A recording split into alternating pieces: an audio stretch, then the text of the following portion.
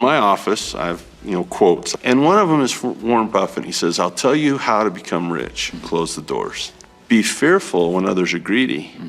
And be greedy when others are fearful. This is not buying Tesla and then the next day you're rich. It's not buying Amazon and all of a sudden it gaps up. The greed that people have of wanting a lot for little can overwhelm and distract them from what we call compounding. If a person wanted to get into sales and they really wanted to, you can morph. That's what personal development is. I would hate someone to put me in a box, say, Andy, you're kind of gregarious and you're out of control. You're too emotional to trade options. Baloney. I can learn to temper those things. Someone says, oh, you're born without a personality, you'll never be a salesman. Baloney. I believe that with personal development, that a person can do darn near anything they want to do in this life. That's just my opinion. And if you're humble and you're a student, you're willing to make some mistakes, you're going to be just fine. Money Revealed is an exclusive video series where self-made millionaires share their secrets on how they got rich. In this episode, you'll learn how to get started trading options, invest with minimal risk, and find profitable investing opportunities. These are the lessons that they don't teach you in school about making money. And we've partnered with the series creator Jeff Hayes to bring it to you on my YouTube channel.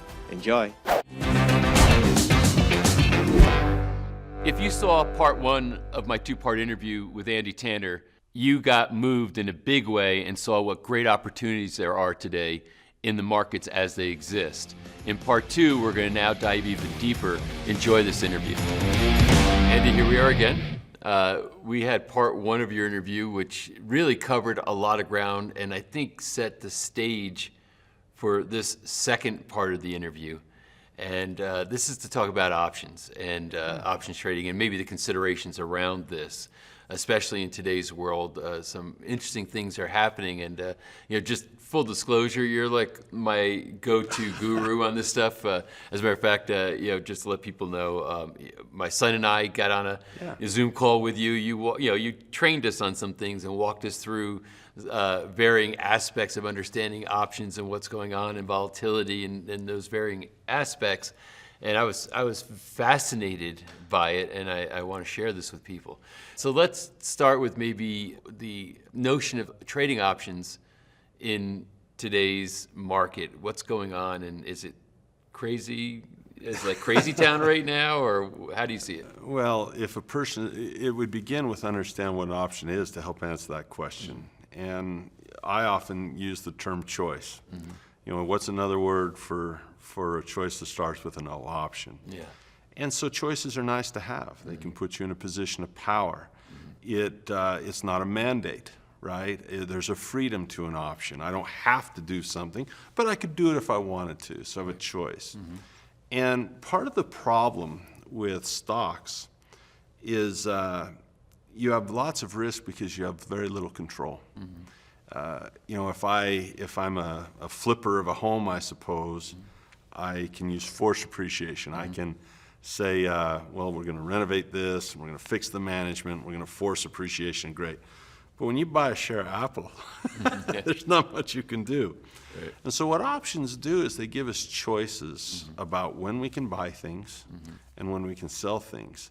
So when people say, oh, options are risky, that's crazy, derivatives and, nutty stuff, actually options are often used. In fact, I would say that the reason they were created by and large is to bring some stability to your ability to buy and sell at certain places. And it costs a little money. So think about it this way.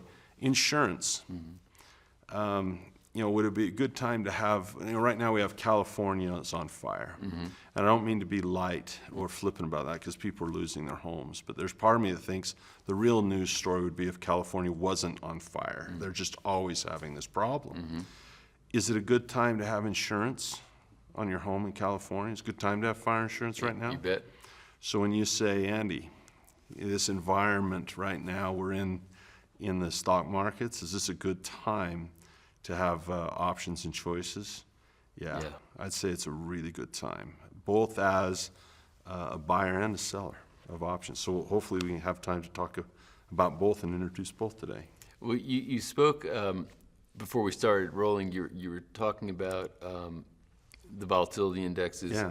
And you said that one of the indications from what you've seen in the market, and I want you to explain this, and I wanted to wait till the cameras were rolling before you did, but you said one of the things is that people are more afraid of the Fed not supporting the market than they are of COVID-19. So what did you mean by that? Well, let's take a chance for some education on what the VIX is. It's called the VIX. I've written a couple articles on this. They call it the fear gauge. And so let's really help people understand this by speaking about insurance premiums. If I have a bunch of DUIs and a bunch of tickets and I still have a driver's license, obviously my insurance premiums will go higher. If you're like my wife and you drive very carefully and the kids are in the back, soccer mom type stuff, your insurance premiums go down. So all the VIX is it says, look, when you look at the S&P 500, all these 500 companies, and you're worried about them falling, how much would you pay to guarantee your sell price? So we talked about the choice. Mark Cuban had a company called broadcast.com, and he sold it to Yahoo for stock instead of cash. Now, why would he choose stock instead of cash? Well, stock's going to go up. Cash probably going to go down. Well, he purchased some put options. He purchased some of these contracts that gave him the choice to sell high even if they went down low. So it's an insurance deal. And when they say, hey, Mark, Yahoo barely even around anymore. What happened to all your shares? He goes, well, I was covered and then some. I had insurance coverage. I had contracts that allowed me to sell high when things were low. So the question is, if you want to be able to sell high, if the market drops low, how much are you willing to pay for that? Well, that's what the VIX is. The VIX just says, look, based on the implied volatility of how scary things are, how much will people pay? So when you look at, I'd say probably going in the end of 2018 into 2019, the Federal Reserve is looking at their magazine and their gun. They're saying, well, where's our interest rate here? We've shot all the bullets. We've gone to zero interest rates. All those bullets are gone. We did QE and all those bullets are gone. Operation Twist, I guess we better reload. So they started to hike interest rates. And the market did not like that. And it really helped us know, at least in my opinion, the market showed its hand on how addicted to that heroin they really are. They went into withdrawal pretty quick. What is the heroin? It's low interest rate printing money. It's low interest rate printing money. So here we have 10 of the most prosperous years in the market, and we're supposed to be through, and the economy's supposed to be doing great. But if you look at the Fed, you're a medical guy. If you look at the Fed stimulus as medicine to help us, obviously we weren't better because we were still giving lots of medicine to the economy. And when they pulled that off, and we started having twitches and withdrawals here, you saw the Fed spike. And you and I got together with you and your son, COVID, the big spike had hit, but actually the VIX had fallen below the level all the way down. The COVID had calmed down. The VIX was actually below the level that it was at the end of 2019, which tells me that the fear of the market crashing was greater over the Fed pulling their stimulus and pulling their low interest rates than it is with a global pandemic. The markets were more afraid of that. And in our previous interview, we talked about that. When the Fed doesn't directly buy equities yet, but they still print money that finds its way into those markets of real estate and equities and causes inflation in those prices. So yeah, if you're in those markets, you're more afraid that the Fed will cut off liquidity and low interest rate than you are of a global You'd rather deal pandemic. with Corona than that. Yeah, you'd rather deal with Corona than that. Isn't that crazy? Yeah. That shows that detachment of fundamentals we talked about in the previous interview. Yeah, and there seems to be, you talk about that detachment. It's like I feel like we're in some kind of a la-la land, that in all my years I can't really wrap my head around it in a way that utilizes any understanding of economics and fundamentals to what's actually happening, which is kind of disturbing. So it makes it hard as an investor. So I'm not alone, obviously. I think a lot of people feel like me, and probably a lot of people who are a lot smarter in economics than I am feel that way. So is a conclusion, at least in your mind, options now more than ever? I don't think there's ever been a better time or more important time to learn about that particular vehicle for the reasons both of protection but also opportunistically. And it's interesting, last year they cut off school, and I never homeschooled before, so now I'm homeschooling, which for my kids, that's a nightmare, okay? When you looked at my grades and when I was growing up, that's a nightmare for them. I didn't realize how much I'd like it. Yeah. The relationship I've had with my kids have always been great. We play a lot of basketball together, but I didn't see that benefit coming. Some people saw a bird, and this is an opportunity. So I sat my son down, and we like to play a lot of hoop, and I said to my older son, I go, what do you want to do this year? You want to go to school? You want to stay home? Because they gave us our choice. Right. And he said, Dad, I want to come home. I go, what do you want to learn? He goes, let's do financial education. So the very first option trade that he made is in this environment. Wow. And this is a kid that I care about. This How is old? one, he's 14. And that was fun. We recorded it for posterity, and he's making his first real option trade. Right. And so every day, he looks at some of my accounts, and he gives me feedback on what he thinks as he's learning. What an incredible opportunity to have father-son time. But the options strategies we're using right now, they're Warren Buffett type stuff. They're not that elaborate, and a person can learn them. So I'll share with you the first one we did. We sold a put option on a stock. Now, what does that mean? To the person watching, is that just well be speaking in Japanese for some people. Well, what we did is we found a stock that we liked fundamentally. In other words, in our previous interview, we said, gee, there seems to be this detachment from fundamentals. Are there any companies out there that still have a pretty decent price and a pretty good earnings? And so we found one. And they had a little bit of debt, but as you know, if the dollar loses value, that's not as bad. So they had a little bit of debt, but they had enough cash flow to service it. And I said to my son, I go, do you think this will be around in 20 years for you? And he says, yeah, that company's pretty solid. We'll still use their goods and services.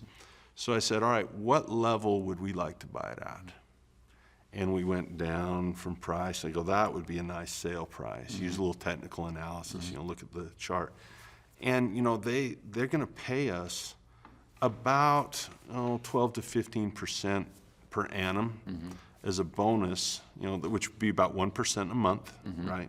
As a bonus to promise to buy something cheap. Now think about that for a minute. We're going to get paid to pick up businesses on the cheap if they fall. That is in my opinion, that's textbook Warren Buffett. In my office, I have quotes. I don't have pictures. I have quotes. Feed the brain. And one of them is from Warren Buffett. He says, "I'll tell you how to become rich. Close the doors. Be fearful when others are greedy, and be greedy when others are fearful."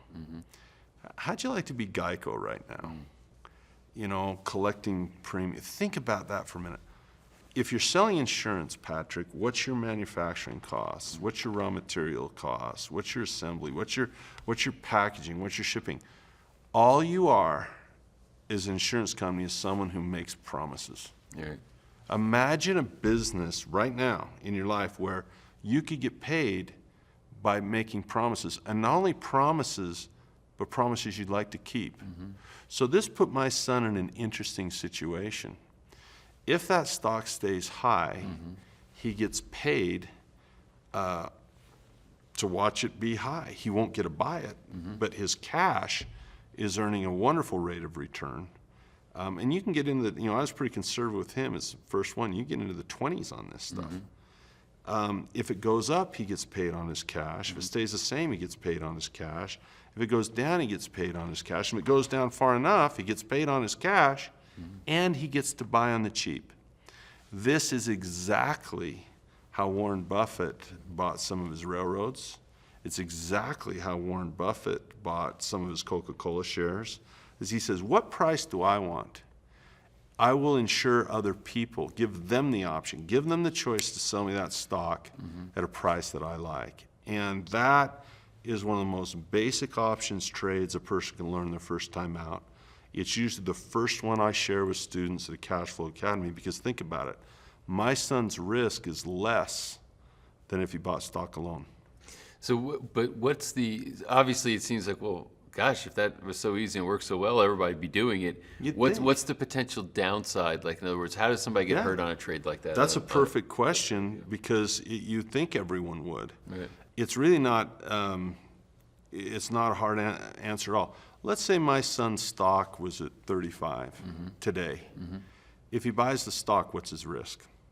35. It going down, yeah. Yeah, 35 if it goes to zero. You know, what's the worst? Bankrupt is your worst case. Y'all, Right. whenever you talk about risk, you start with the worst case scenario and try and improve it from there. So if he buys at 35, his risk is $35. Okay, what if he promises to buy at 32? What's his risk now? $32. Yeah, 32 minus, what if he gets paid $100, or what if he gets paid $1 to do that? Even lower. So what I'm talking about is less risky than buying stock. So when you buy it was a put. So Yeah, if he you buy a sold a put, put. somebody pays you to hold the put. Well, they have the put. They have the put, right? but they're paying you to buy it at a lower price, which Yeah. is insuring them against it You nailed going it. too It's low. that Yeah. simple. Yeah. So if my son says, I like it at 32, great.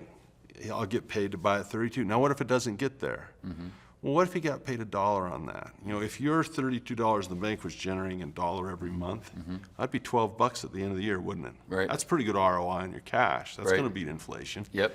And so this is the downside, if there is one, is that if you'd actually bought the stock at 35 and it goes to 60, Yeah, you missed the opportunity. you miss the opportunity. But remember what Warren Buffett says, I'm going to buy when others are fearful. And selling insurance, I mean, think about it, he owns Geico. He actually gets paid for risk transfer. Right. Think about that. That's scary for people. I don't want to take any risk. That's why he's rich. If you have a $150,000 car and you pay Geico, that $150,000 risk is now Geico's. But you know what? They know the numbers, and that's where the financial education comes in. They know the actuarials. They know how much to charge for that insurance, and you're going to pay some premiums. Right. Hey, sometimes I've bought some stocks, and I paid a higher price, you know, to where it fell. You know, that's happened to me multiple times. But you know what? I want the asset, and that price is good for me, and I'm going to hang on to it for a while. Right. So here's what's fun about this environment. Is the VIX is definitely not where it was in March. You know, everyone was panicked completely with COVID. The VIX is still very, very high compared to where it's been historically in these times. And so people are still nervous about the bottom falling out. They're still nervous about the Fed. And so what I do with my son is I say, what are some companies that I wish I could have got? Where's the ones that got away? Where's the one, you know, where's that company that, I almost bought it. I thought about buying it. I was going to buy it and I didn't. Okay, go back to some of those. You say, you know, if I ever got down there again, would you want it? And see if you can't just get paid to wait for it to get there. Month after month, get paid, wait for it to get there. And when it does, boom, now you get to buy at a low-cost basis. So that's probably a little wonky for an interview for someone listening, you know, out of the gate. But what I hope it does is people might say, gee, I might not have a perfect understanding of options for my first time with Andy, but you know what, if I studied this, this might be something I want to learn. I can get paid to buy an asset. That's a lot different than a 401k where you pay a fee to buy the asset. Yeah. A lot different, right? Right. A lot different. And I guess another potential risk is if the stock plummeted, if you bought it at 32 and it kept going down to 28 or something, you know, that's maybe another side of the risk. Well, yeah, but that's a risk you were taking anyway if you bought it at 35, right? Right. So there's really no difference between selling a put option at a lower price and buying it today at the higher one. In fact, your risk actually is lower. It's lower. If and you're making money, Yeah. along and the you way. you got paid to buy it. So it's a very basic strategy. It's very simple. It's easy to learn. But in a way to build a position over time and to acquire a stock, that's one of there's an article in the Wall Street Journal I often reference where it's not about options, it's about financial education. And it's an older article. It says Buffett scores with derivatives, This year, the insurance salesman Warren Buffett, Berkshire Hathaway, collected $2.5 billion in premium by selling insurance on stock indexes, which is exactly what we're talking about here. That's a bunch of jargon, mumbo jumbo. But if a person can find an environment where it can be made simple and they practice a little bit, they'll pick it up and do the same thing Buffett does. He just does it a little bigger than most of us. Yeah, a couple of decimal points. Yeah. So is it more profitable to trade options during higher volatility? Is that a better time to do it than when there's less? Yeah, it's more profitable because there's more risk.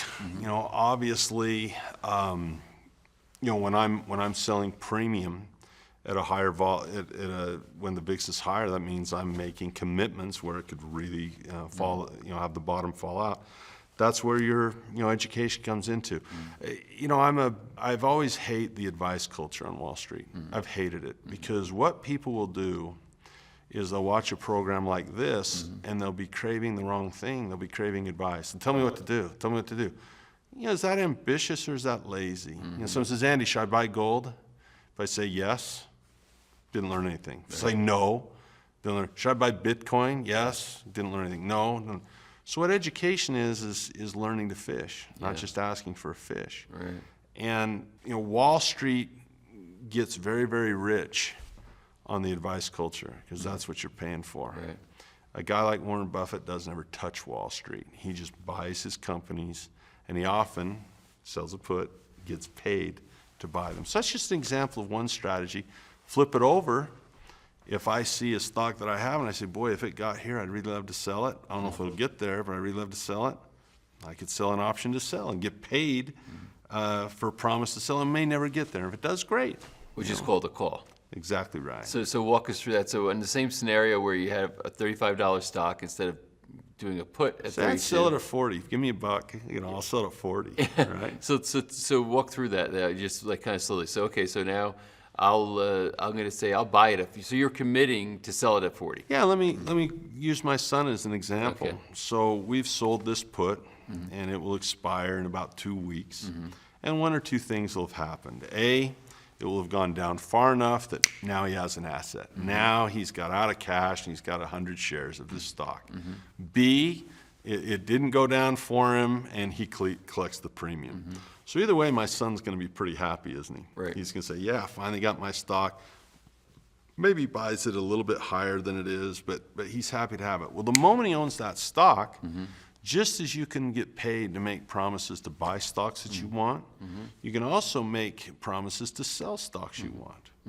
And so the moment that happens, we'll turn right around. And one of the games I play with him is, you know, he's getting big. I'm not going to be able to do this too much longer. I'm 6'8", and he's about 6'1" now. Wow.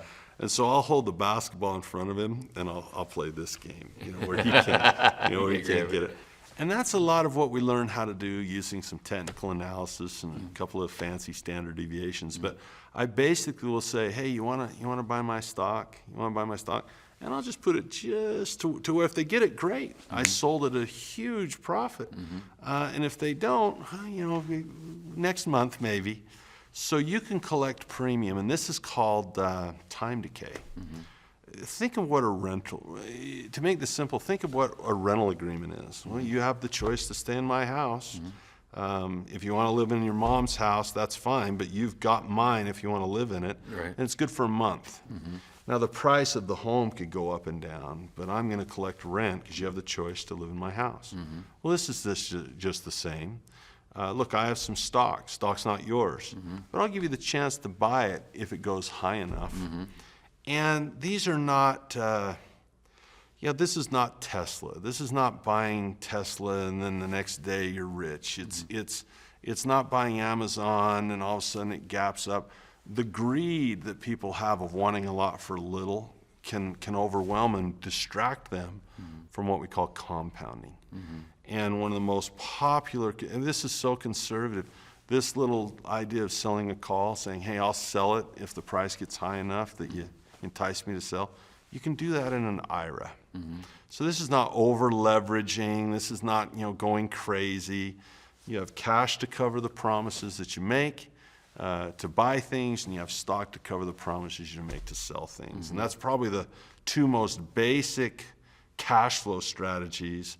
and let's say it pumps up your, your percent you get a little bit. Well, anyone that knows about compounding, you get another percent here, another percent there. By the time you're 89 and you're looking at Berkshire Hathaway, you're pretty happy. Yeah. You're pretty happy. So what would you say the timeline is for a novice who now is listening to this saying, the general themes I can kind of track here. It kind of makes sense to me. Yeah. I think this is a better thing for me than trying to just buy and sell equities outright. I like the idea of options or choices, as you like to put them.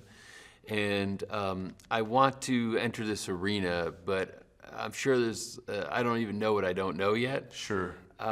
What's the first step for somebody like that? Should they paper trade? Should they, what would they do? I'd do it just like I did my own boy. He's a bright kid. I mean, despite his father, he's a pretty bright kid. And we started, homeschool, and about a month in, we did just what you said. We practiced and paper trade an account for a month or two. And having a mentor is important, having someone to watch what you do, and then someday you're ready to make that first little trade. Yeah. It isn't like you go from paper trading to full scale, all your money's in. It's a gradual thing. Right. Mostly paper, a couple real. Maybe 3 real. It's a gradual thing. But for most people, it's something they can pick up. Even if a person says, this is the mistake a person makes, is at first blush, school does this to us, is at first blush they didn't get it, they think it's not for them. That was the big problem I had in school. I went into my chemistry class, and because I didn't understand it the first day, I sold myself short. I said, well, that's just too hard for me. But if a person gets the right teacher, and if a person puts in just a few minutes in their education, it can be actually fun to learn something that they thought was complex. Right. And it's like my dad always says, it's awfully simple when you know it's simply awful when you don't. And so I would say, it's a very short amount of time for the average person. My son, of course I'm a dad, so I'm way proud of what he's done, but he's coming along really, really well. And if he can do it, I think most people could learn it. Is there a profile of a certain type of person or persons that should not do options? Like it's not the right thing for them? Yeah, the worst personality you could have to trade options is mine. Well, that doesn't make any sense. This is what you do. It is the worst one. As I look back, there's 2 things that I think I've found. If I look at my mistakes. Either one was an education gap where there was something I should have learned. I was, doing things that I didn't understand. But another one is temperament. I'm sure that in both our lives we could list things that we weren't ignorant. We knew what we should have done, but the devil made us do it. Right, yeah. And so I don't think there's a specific personality that would forbade a person from doing anything they wanted to do, right? If a person wanted to get into sales and they really wanted to, you can morph. That's what personal development is. I would hate someone to put me in a box, say, Andy, you're kind of gregarious and you're out of control. You're too emotional to trade options. Baloney. I can learn to temper those things. Someone says, oh, you're born without a personality. You'll never be a salesman. Baloney. I believe that with personal development, that a person can do darn near anything they want to do in this life. That's just my opinion. And if you're humble and you're a student, you're willing to make some mistakes, you're going to be just fine. You're going to be okay. And your humility and self-deprecation, I think, might be overselling this for some people. I think you might be a little smarter than you let on to, and you've earned your stripes here, Well, no doubt. You ask my wife; she'll verify everything I've said. So. Yeah, that's maybe not the first person I'd go to. But anyway, I think it's fascinating. I mean, people are lost right now because I really feel like we've entered like the twilight zone to a large degree. It's, you said we got polarized politics, we've got states that are burning, we've got fear indexes that are riding kind of high. We've got a market that maybe in some respects doesn't make sense. How's the market holding all the way up here when all these other things are going on? Yet it is. Yeah. And in the end, it's like, what do I do? It's a little paralyzing. But the idea of options, to me, seems like, wow, this is a place that if you can get in and learn some things about it and sort of master it and incrementally increase your trading in it, that's maybe a place that no matter what all these other variables are, you can still work in that marketplace. The gift I would offer is one of serenity and calmness. I would invite people to say, think about your car right now. Did you freak out last night about whether you're going to get in a wreck? No, you got insurance, right? Yeah. Oh, am I freaked out that my home might burn down in California? Might be. Oh, but I have insurance, thank heaven. And in a time where you look at your 401k or you look at your investments, you think, wow, where could all this go?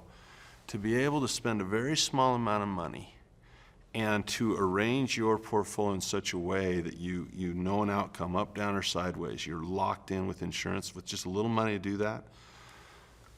You get to sleep a little easier. You get to concentrate on your family. You get to concentrate on your world.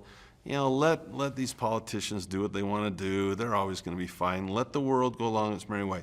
If I have insurance and I have options and I have choices, that makes me feel good inside, that I have the choice to do X, Y, and Z. So I would say the person that would that this would find appealing, number one, would I like a little bit more calmness and a little bit more serenity in that part of my investing portfolio? And number two, would I be curious to actually get an income, a cash flow based on time movement, maybe even less than, or maybe more so than stock movement? That's worth investigating. And so, like you say, is now a good time to do this? Yeah, it's a good time. It seems like a really good time. It As is. always, I so much appreciate you coming and sharing all this and It's so awesome. giving us the real life analogies that kind of bring it all into visibility, at least for me. You're an awesome teacher, so thank you so much for doing that. Thank you so much for having me. I hope we get to do it again sometime soon. I'm sure we will. Thanks. Pretty much everyone knows about The Motley Fool, and one of the co-founders of The Motley Fool is David Gardner. David is bright, he's energized, he's been at this stuff for a while, and you would think that it just started yesterday with the level of energy that he brings to the table. When we showed up with our production crew to Motley Fool headquarters, I have to tell you, I was pleasantly surprised, maybe even somewhat shocked, how the culture and the environment of what they do there is pervasive. You might see like the ads, you might see interviews of David Gardner, you might see things that are in the media, but you wonder behind the scenes, what does it look like when you show up to work there? Well, I have to tell you, what you see in their brand in the marketplace is what's going on at the headquarters of the Motley Fool. And also their way of looking at the market and picking stocks, I believe that it's timeless, that these principles are ongoing no matter what's going on in the world. You can benefit from them, you can understand the markets better, and this is why they have decades of success in their company, because they are not something that is a fad. Their way of approaching the markets is something that lasts for eternity. So tune into this, listen to it, understand it, and you're going to walk away with some gold nuggets. Enjoy my interview with David Gardner. David, thank you so much for inviting us into your home, or your home office, I should say, but it feels very friendly and homey here. Looking It's kind of you to say, Patrick. Thank you for suffering fools gladly. You have to really, we're like fools all the time. When actually anybody comes in from the outside world, hangs out with us, they're always raising the caliber here because you're surrounded by a lot of foolishness. So thank you for suffering fools gladly. It doesn't feel like suffering, but nonetheless, I'm enjoying my experience already. And I just so much I want to talk to you about. I'm like, oh, let's wait till we turn on the cameras to have this conversation. Your story is a great entrepreneurial story. So could you kind of give us the background? Like, how did this whole thing emerge? Sure. Well, we really just started the Motley Fool as a newsletter for our parents' friends. They were the only ones willing to pay us $48 a year for our advice, and I think they just kind of felt sorry for us. And I had quit my one job that I'd had up until the Motley Fool. I was writing for Louis Rukeyser, who was the longtime host of Wall Street Week on PBS. He had a newsletter, a financial newsletter, published here in Alexandria, Virginia, where we're talking today. And it wasn't a good job, as it turns out. I didn't really get to work with Lou, but what I was doing is I was writing, and I was able to write about things that I thought would be helpful for people in the financial world. So I would write about discount brokers, which 25 years ago was a newer thing, right? The idea that you could make some of the decisions yourself and actually just buy stocks directly for a much lower price through a discount broker. So I'd write that up, and then it would come back edited, and only half of it was what I'd written, and any color or personality was stripped out of it, and the first half was just a dry recitation of what I'd already said. And the second half were all the reasons you wouldn't want to use a discount broker. And from one month to the next, whether it was Quicken software or discount brokers, I kept like not being able to advocate for something and always without any color. And so I was out of that job. And so we had to start a newsletter for our parents' friends. But Patrick, from the get-go, we've always loved the stock market. We had a dad who taught us about the stock market. And we started to realize our parents' friends don't know that much about the stock market. And so we thought we had a voice. And by picking a foolish name, a business grew out of that. How did the name get picked? So I picked the name. It was from Act 2, Scene 7 of As You Like It. That's Shakespeare's probably greatest single scene about fools and foolishness. You can read all of Shakespeare, which I haven't quite, and I don't think you're going to find a better scene, Act 2, Scene 7 of As You Like It, but it's a nondescript quote. A fool, I see a fool of the forest, a motley fool. There are some other great lines in that scene, like invest me in my motley. There are a lot of good puns for us and what we're doing, but it kind of celebrates a foolish life, which is you're not really with Wall Street. Right. You're out, you're in the rural area, you're enjoying the forests, and you come across people who don't take themselves so seriously. And so I thought that's a great viewpoint to be coming from, because we are going to be talking about Wall Street and what we're doing, but we want to make it clear we're not that. We're more Main Street, not Wall Street. And so I love the character of the fool. We're going to screw up a lot. I've made a lot of bad stock picks in my life, so I can at least say ahead of time, hey, at least I told you I was a fool, right? I mean, like, we know, please, we take our work seriously, but we don't take ourselves too seriously. And so the name just, it fit. Yeah. I'm so glad we picked it. It's a crazy thing to take into the financial world. Well, yeah, I was going to say it's really a crazy thing to bring into the financial world. The opposite of the newsletter you were originally writing for, right? Where everything had to be sterile and clean and serious. That's right. So the idea was breeding credibility, but you're basically saying, hey, we're being more transparent about the fact that this is not such a serious game as insofar as you're not Wall Street. You're literally on the other side of that wall, metaphorically speaking. Yeah. And you can have some fun with this. Yes, and there's also a second aspect to it which helps, and that is that once you start to get into understanding what fools are about, you start to realize they were the only ones who could tell the king or queen the truth back in the Elizabethan courts and back through Renaissance history, right? The fool was there. He or she had license to be a truth teller at court when everybody else couldn't. And how did he or she survive? Well, through humor. Yeah. And so there's one part of our brand and our name which is kind of like Dummy's Guide, like Dummy's Guide to Investing kind of thing. And that's what we try to do at The Motley Fool. We try to make it, we speak the lingua franca, use English, plain English, and talk to people just like ourselves and try to help them understand money. But the other part of it is that we really do try to tell the truth and make people smarter and use humor. And of course, when you're going to take the name The Motley Fool and enter the financial world where people say a fool and his money are soon parted, you better have something special, and you better feel really motivated to own and earn that name over time. Well, and the brand purity is here after all these years, especially because I'm walking around the offices and as I'm looking how the office is set up, what the environment is around you, how the employees interact either with me or I see them interact with each other. That general vibe is all there. I mean, there's certainly a sense of purpose and intelligence, no doubt about it.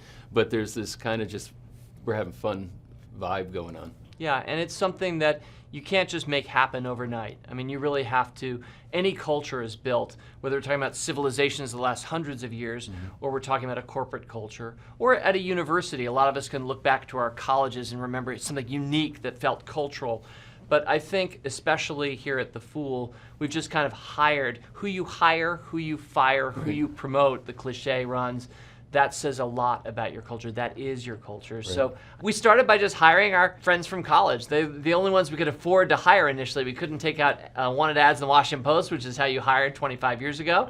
These days, we wouldn't have been able to afford a big LinkedIn package. So we just started hiring our friends. And if you're going to do that, then you're going to create a culture probably by necessity, which is fun. Right. Because you're not going to say things like you need to be here at 9 o'clock and you have to stay till 5, or we're going to count your vacation days, or all those things the other corporations do. When we started, we would never have done that to our college friends. And so we've just kind of kept that vibe going. You guys have won some awards around being one of the best companies to work for, haven't you? We have. And, I credit my brother, number one. He's our CEO. And Tom has always had, Tom was a great summer camp counselor. He's like one of those guys that if you went to a summer camp, we went to one in New England, you'd love to have him be your counselor. And that love of kind of a collegial atmosphere, whether it's summer camp or college, that feel, he's always done just a great job kind of projecting that. And then I guess just, from our name that we chose intentionally, but then right down through to the business of what we do every day, Patrick, which is that we try to help the world invest better. It's a world that doesn't understand investing. Mm-hmm. The word invest is largely misunderstood. We can talk about that maybe a little bit later, but so much of our work is almost try to peel back the layers of complexity that people have added to money that have caused them not to see the truth or what they should be doing. Mm-hmm. And so a lot of our job is just to kind of get people right back in touch with, hey, you're a human, I'm a human, we can figure this thing out, especially using the internet together, we can become better at money together. So I think I'm starting to rant or left your actual question, but it's because I love talking about our purpose and what we do. You didn't leave it at all, and it actually leads to another question, which is, so you started with a newsletter, and and I think you said what the intent is having your parents' friends kind of understand this a little bit better, right? Yeah, and have some fun around it. That's true. What were the other milestones in the journey that started to build out this very large organization? Yeah, so I think the first one I'll identify is just that we did an April Fool's joke because we were the Motley Fool, and we did it online, which back then was like a new thing. These days, every corporation has its April Fool's joke annually every year. It's like not even a fun day anymore because everybody's making the. But back then, nobody was doing it, and the internet, well, really, the internet didn't exist. The World Wide Web, that phrase wasn't being used back in AOL 1993-4. And so we played a joke hyping a penny stock that didn't exist. You started to see people are pumping and dumping, and people are using this medium to cause others to buy bad penny stocks. And they're literally selling their own shares to the people they're getting to buy the stock, and then leaving them to dry with these penny stocks. So we basically parodied that and got the attention of the Wall Street Journal and Forbes magazine, each of which wrote a little article on what the Motley Fool had done on Prodigy, which I know we're about the same age. So you remember back in the day, Prodigy? Not a big brand anymore. AOL's not as big a brand anymore, but back in those days, they were big dogs. And so that was number one, is that we got the attention of the press for what we were doing online, having fun with the medium, and trying to make a really important financial point, which is don't buy penny stocks and don't get involved in others' pump and dump schemes. AOL said, hey, you guys should open up the Motley Fool on AOL. That's number two. That was August 4th of 1994. So it's 24 years later now, but we started the newsletter 1 year before, so the Motley Fool is celebrating its 25th anniversary this year. But that was number two, debuting online, keyword fool. Getting up on AOL main screen back in the day, that was really big. We had lots of people clicking through, what is this jester? Who are these people? And so we had a lot of attention. And then we had a great first month or so, and the New Yorker wrote us up in the Talk of the Town section and said there's this cool new thing on AOL called the Motley Fool. And that triggered calls from Simon & Schuster, from literary agents, hey, there's a book here. And all of a sudden, we started realizing, two bros, we had money to hire a third person and a fourth, and we could become a company. So we very much did not start as a company. We were not entrepreneurs. We didn't think of it that way. But all of a sudden, we realized this is going to become something. So now this starts to build and builds momentum. And at that point, it was information-based for the most part, right? Just giving out advice as you saw it. There was no product or service that you were selling other than that. In retrospect, I wish we'd had a product. You're right. We wrote our first book, Simon Schuster, and we basically just said, hey, go to keyword fool on AOL. Now, it was kind of a product in that back in those days, we paid, you remember this? Connect fees, remember? $4 an hour? So if you came to the Motley Fool keyword fool on AOL, we'd get 10% of that. So if you're paying AOL $3.50 an hour, we were getting 35 cents if you spent an hour. So our first book, which tried to help America think smarter about the stock market, ultimately didn't have any product or anything that we could really sell other than, hey, go to our site. All of a sudden, 2 years later, AOL goes free. Going to our site isn't even, now we're just trying to get money on ads, which is how the Motley Fool transitioned its business during a golden age for AOL where all of a sudden it got cheap to get online, finally.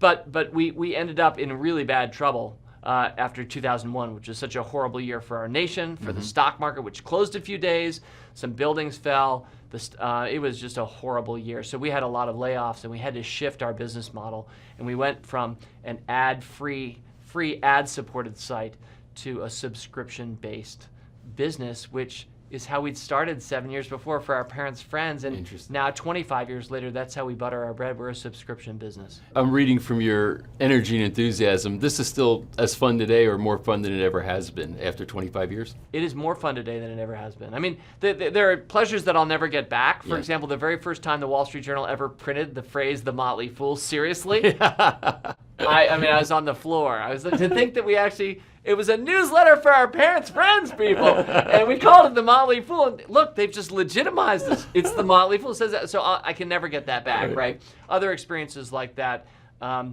Having supper with Barbara Streisand as she's talking about how she loves the Motley Fool and is day trading eBay, which is an earlier stage of Barbara Streisand existing. Like just experiences that I could never have imagined just a year or two before that. When I was just operating from a small apartment in Charlottesville, Virginia, as my wife went through grad school. I couldn't believe what had happened. So I love all that. We were on the cover of Fortune magazine. When I go back to the University of North Carolina, Chapel Hill, which is where I graduated university, and I say, if I could see a video of myself right now with a full cap on giving a talk to the business school when I was an undergrad studying English, I'd be like, what has happened to me that I'm talking about stocks with a jester cap on in front of the business school?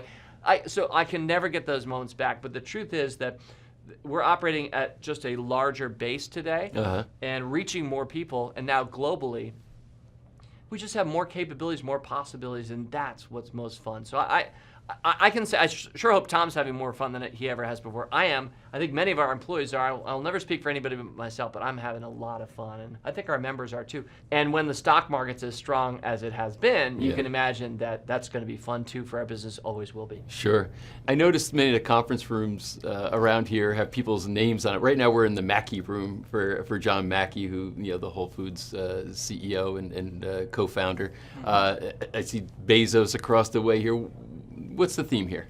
So we definitely love entrepreneurs. There are no great stocks. There are no great stock picks without great entrepreneurs. Right. So while we're very stock market focused, the truth is we're just very business focused. So I want to make it really clear that we deeply admire and are grateful for people like Jeff Bezos. I'm glad that I got to live on the earth at the time that Jeff did. Not only did we pick the stock at $3 a share, and now it's like 2,000, so it's up 600 times in value, so it's been our best stock pick ever. So not only do we appreciate that, but apart from any bragging, what an incredible company Amazon is. I mean, how much value is that? Just for me as a consumer, maybe you too. Yes. And then right next to it, Rowling, J.K. Rowling. What an incredible entrepreneur. I mean, the author of the Harry Potter It books. just made my daughter very happy, incidentally. And you know what I love about both Rowling and Bezos? Think about the smiles they brought to how many lives in totally different ways, and yet both of them very business-minded. J.K. Rowling, I think the highest net worth, except for maybe Queen Elizabeth, female in the UK today, and think about where she came from. In fact, both Bezos and Rowling didn't come from wealth. Right. And so that's also a great story, and always been true, will be true every generation about business, is that entrepreneurs rise from anywhere. Yep, and it's a story of wealth creation, right? And that's what I think people have to understand, is that wealth is created through efforts, through purpose, through these types of productive activities. It's value creation. That's exactly right. In fact, the way I've heard it before, and Patrick, I bet you know this because it sounds very familiar, is poverty doesn't need to be explained. Right. Because poverty is how everything started. Right. We arose from the swamps. We didn't even have clothes. Poverty doesn't need to be explained. Maybe in some contexts it does. Yeah. Really what needs to be explained is our wealth, our prosperity. Where did that come from? And how do we get more of that? How do we generate more of that for everybody globally? So aside from these conference rooms, I'm seeing this open area work environment here that's fascinating, to say the least. Looks like fun. I want to go out and play. Well, it's funny you mentioned that, Patrick, because in some ways, both my brother, our CEO, Tom Gardner, and his brother, Dave Gardner, have sometimes wondered, is this the most productivity that we could have, this kind of approach? Because it is fun. It's very social. There's a lot of glass, a lot of transparency, which is true of the Motley Fool's advice and our brand and how we've always built our company. But it also means sometimes it's almost too fun. So some of our employees have to sequester themselves sometimes in quiet spaces or dark places to actually get work done here at Fool HQ.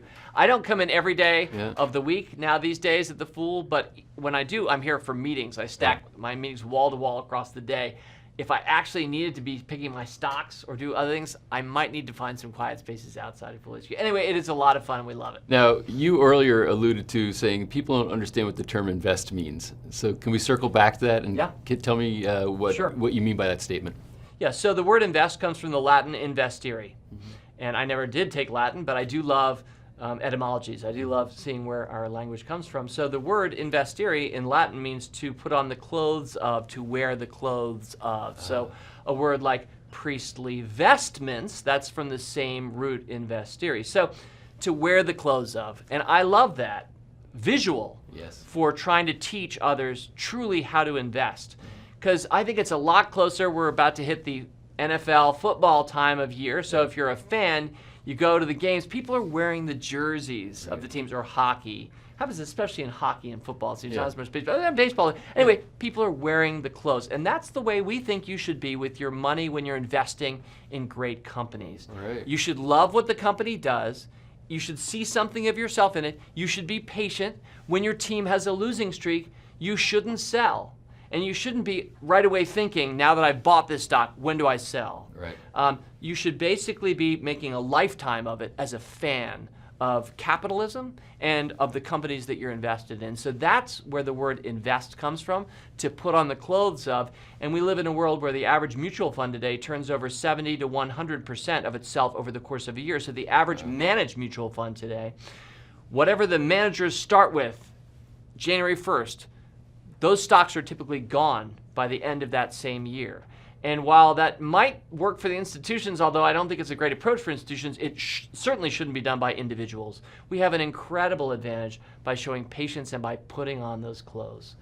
Well, it's interesting because the context of that word is used that way. Like, I'm invested in my team, the New York Giants. You're right. And that's why you would be, because you're emotionally invested, and why? Because there's something about that reflects, you said this, so I'm just reiterating, but there's something about that you see there that reflects something in yourself that you connect to, that you want to be bonded with. So does that translate into more, like you're saying, like a long-term kind of view when you're investing or buying stock, that you don't want to just turn things over, but what you advise people as a part of your investment philosophy is to buy and hold, or be invested in it for the long haul? How do you see that? That's right. I see that as the greatest advantage that you and I have as individuals, and it's more powerful than the institutions. Institutions really have to trade in and out, in part because they have a lot of people who are putting money in the fund and then need to pull it out to buy a house or whatever. So institutions themselves are jumping in and out, partly driven by individuals. But you and I, with our own portfolios, our 401k plans, there's no compulsion to do that. We should be investing toward retirement or toward goals that should be long-term goals. And so the greatest friend to us is the power of compounded returns. But I mean, it's just such an incredibly, the math is so beautiful. The stock market on average returns about 10% annualized. I don't know of anything else that does that. I mean, that is literally every year it goes up another 10%. Now, you and I both know it's not literally every year. Some years it drops 28%, and other years it goes up 42%. But when you take it on average over decades or now century plus, it's 10% a year. And so if you just let that 10% keep compounding, you know that you start to double your money every 7 years. And that's just if you're doing what the stock market on average does. Now, every day at the Motley Fool, I and my fellow fools work to beat the market averages. I'm happy to say we have a record of doing that. So we can actually double our money faster than that. But there's nothing like that. So the earlier anybody watching this show finds out about that in life, as early as possible, they get on that train, the compounding train, that 10% annualized, wind at your back. And it's so powerful 10, 20, 50 years later. That's why it's a delight whenever I can talk to a teenager. And when I'm talking to a 52-year-old like myself, I still feel great. Like, I hope we got another 50 years, so let's stay invested. But the earlier we can get them through all the work that we're doing together, the better for them.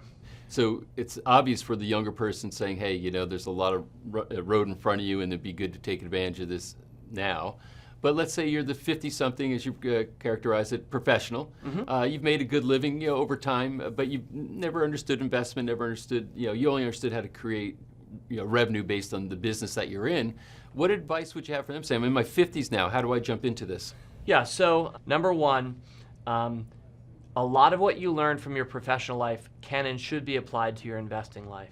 And one of the sad things for me, since there's such a lack of financial literacy and understanding in our country, and our country is well ahead of much of the rest of the world. Sure. So there's just mass ignorance about how to make your money work for you. But once you realize that the lessons you learn as a professional can be applied, like what companies do you admire? Great, let's buy those companies in our portfolios. Let's be numerical. We have to be that in our business. Well, did you know that whole 10% thing I was talking about earlier? Let's do some math on a spreadsheet together and put together a plan. So number one, you have more than you think, which was the title of our second book. All those lessons and viewpoints you have, both as a professional and a consumer. Right. And the people around you. Some of my best stocks come from my kids, my wife, my friends, my fellow fools. I don't have to be a genius and find every good company out there. I can definitely listen and socialize it, right? So number one. Then number two, we're all living longer these days. I mean, a lot of people have the biggest fear, not that they didn't save, but that they're going to live so long that they're going to outlive and outstrip their savings because of the increase in longevity. Worldwide, longevity for humans is up 1/3 since 1950. So basically the last 80 years, we're all living 1/3 longer than they did just a generation or two ago. So as a fellow early 50s person, if I'm speaking to somebody like me, because I'm 52, I'd say you should be thinking about 40 years ahead. Does that sound like a long amount of time? To me, that sounds like the long term. That sounds like a good, healthy amount of time. So let's get invested now. Let's take our savings right away and get it in the market. And we can talk some about the market and its wiles. But let's not worry about what the market's going to do tomorrow. Let's not worry about people telling you it's going to crash next year, those kinds of things. Think about being an investor for the rest of your life, 40 plus years, and let's start doing it the real way, the way that works. So let's talk about the market. So what comments did you have in your mind when you were saying, we can talk about the market? What do you want to say about it? So a couple of rules of thumb everybody should know. We've already covered one. Stock market rises on average 10% a year. It's very hard to find anything that's going to do that. Real estate, depending on where we are, might do something like that, but it's illiquid. You can't turn around and sell that property, and sometimes you have to maintain or be a landlord. That's a lot of effort relative to just a stock portfolio. Bonds, 5, 6, 7% historically. CDs, 1, 2% historically. I mean, the state lottery minus 50%. I have to put a quick slam into the state lottery because it's really bad advice that we're giving our fellow Americans every day. Things like you got to play to win. Right. You could be next. It's really sad. Every dollar that anybody spends on a lottery ticket, 50 cents is skimmed right off the top as a tax, and you're left with an it's a bear market every day in state lottery. So people lack an understanding of these numbers, and so I just would like to make sure we understand kind of the range of possibilities. There's minus 50% daily, right up to how about 10% annually over time. So another rule of thumb, 2 years out of every 3, the stock market rises. 1 year out of every 3, the stock market drops. So if you're going to hold, as I do for decades, that means a third of the time you're going to feel bad. You're going to look silly. As a professional picking stocks that people follow my advice, I look like an idiot all the time. A lot of the stocks that I picked haven't worked out. And so you just have to be at peace with that and recognize you need to lose to win. So let's say I'm a subscriber of yours, and maybe a new subscriber. What's the best way for me to engage so that I can maximize the benefit I get from your service? So Motley Fool Stock Advisor is our starter service. That's the vast majority of our members are subscribed to Motley Fool Stock Advisor. And what we're doing there is my brother and I are each picking a stock a month. And so we're thinking about the next 3+ years. So if you were to join this month, you're going to see my latest, freshest, newest favorite pick, my brother Tom's. You'll be able to look up and down and see all stocks we've ever picked since we launched in March of 2002. So you can see our records. You're going to see we've beaten the market very substantially in a world where it's often assumed or taught that you can't beat the stock market. It would just be luck. For some reason, I've happened into the one professional discipline where everybody thinks that it would just be luck to be better than average. People don't think that about NBA players. They don't think that about doctors or lawyers. But for some reason, picking stocks, well, that would just be you're coming against monkeys and you have no shot throwing darts against the wall, right? So I don't believe that. I've never believed that. I think that you are rewarded. You definitely can beat the market. We've demonstrated that. So you'd see that in Stock Advisor. And then we would want you to get your feet wet. We'd suggest that you buy one or both of those stocks, and then next month when we come out with our next picks, we'd suggest you do it again and make a regular habit of saving every 2 weeks, investing every month, And I'd hope that you could go from 0 stocks, if that's where you were, to 15 stocks. Right. As quickly as possible so that you have a nice base, a portfolio. And from there you could keep adding or just add to those 15. You could add more. There's a lot of ways to play it. But what you're doing there, 2 things, you are investing regularly. Right. You're not sweating the market or worried or waiting because you hear it might crash. Every single month, you're dollar cost averaging into our picks. And number 2, you're going to start experiencing the positive vibe of success. Because, again, 10% on average is the gain made by this thing year in and year out. In 2 years, every 3, you're winning, and it beats everything else, especially over time. So I think you're going to start feeling those positive vibes, and you're going to want to save more at that point. You're going to start saying, honey, let's save even more because look. And in fact, you'll be rewarded for that over time. So structurally, it'd be a matter of saying, okay, so I would follow, subscribe. I'd set up some kind of a trading account. Yes. Yeah, you would definitely want to open up a brokerage account, which these days is very easy to do online. There are things like Schwab and E-Trade, and you see them all advertising, and they're all pretty good. Yep. But yes, you definitely need to have an account, and that's not much more than when you open up a bank account as a high school kid. You probably wrote a check to deposit that first amount of money. Right. You do the same thing with a brokerage account. Of course, a lot of people have 401k accounts and retirement plans, IRAs, where they can invest sometimes stocks directly there. Sure. So a lot of people use that. And I think a part of this, which is maybe the psychological part, this human psychodynamic, is saying, well, once you have a structure, then you start to have the discipline to fund, as a process, saying, hey, we have a certain amount of income coming in, and we're going to allocate. And that's right. And doing it with you, because just hearing you talk about it being in in the glow of what this environment is here, it seems like fun as compared to drudgery. And I think that's a part a lot of people say this is too abstract and mystical for me, and it seems very boring. I don't want to get involved. But somehow you guys keep people engaged through humor and through fun. Well, I appreciate that, and because I don't want us to take too much credit for it. I think it is among the most fun and positive things that you can do, whether or not the Motley Fool ever told you to do that or not. Right. Right. The act of becoming a part owner of companies that you admire, companies whose products you love. A lot of people love Apple. It's been a pretty good stock over the last 10 or 20 years, right? Yeah. It's now the largest public company in the world. The first $1 trillion company. That's right, Value, and it's been tremendously successful. And a lot of people, the reason it's so successful is because they love the product. Right. And so for anybody who ever bought an iPhone, I'd say, did you think about also spending that same $200 saving additionally buying some Apple stock? Because that iPhone's going to depreciate and you're going to have to buy the next one. But at Apple stock, that appreciates. So to go away from the stock market briefly, a lot of people buy that first car, and they don't realize that's going to be a depreciating asset. It's maybe not the best way to spend your money. If instead you'd spent that money with a $30,000 stock purchase and you play that forward 10, 15 years, you start to see the power of not buying cars new that often. So I think it should be fun. I think it is fun. I love the companies I'm invested in. I'm fascinated by Intuitive Surgical, which is bringing surgical robots and improving outcomes for people, or Netflix, which is the way I've spent a lot of hours. Right, these are companies I love. So I think this should be by nature fun. And maybe a lot of people like fantasy football. I like fantasy stock ball. I think that we should have the same fun that people have with watching sports with our stocks.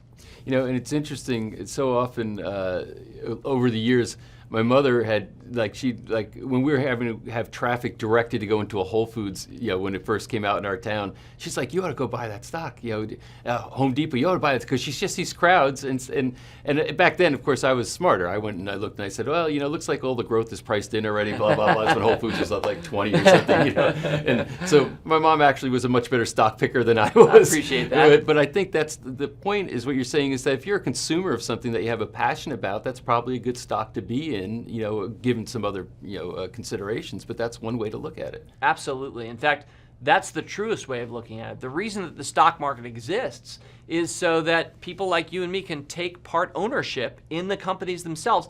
They take in our money and it allows them to grow their business, right, but we become part owners. And so it's amazing that every day you have access to thousands of companies that you and I could right now become a part owner of. And then the only question is, A, do I have the money? Am I saving? Am I saving 10% of my salary every 2 weeks? I hope so. Yep. And then B, okay, which one out of this kid in a candy store, farmer's market here, which booth do we want to go up to? We're not going to be buying fruits and vegetables. We're actually going to be buying Hasbro, right, or Disney, right, or Under Armour. And why would we buy this one over that one? And which is going to be the best one? And if you're a gamer and I'm a gamer, like I'm not even an investor, I'm really just a gamer who happens to invest. If you're a gamer, this is like the greatest game of all, is asking, what's going to beat the market? What's going to be the best? What's going to be the next Apple? That's one thing we do every day at the Motley Fool. And over the last 25 years, we've gotten it right some of the times, and it's tremendously fun when you do.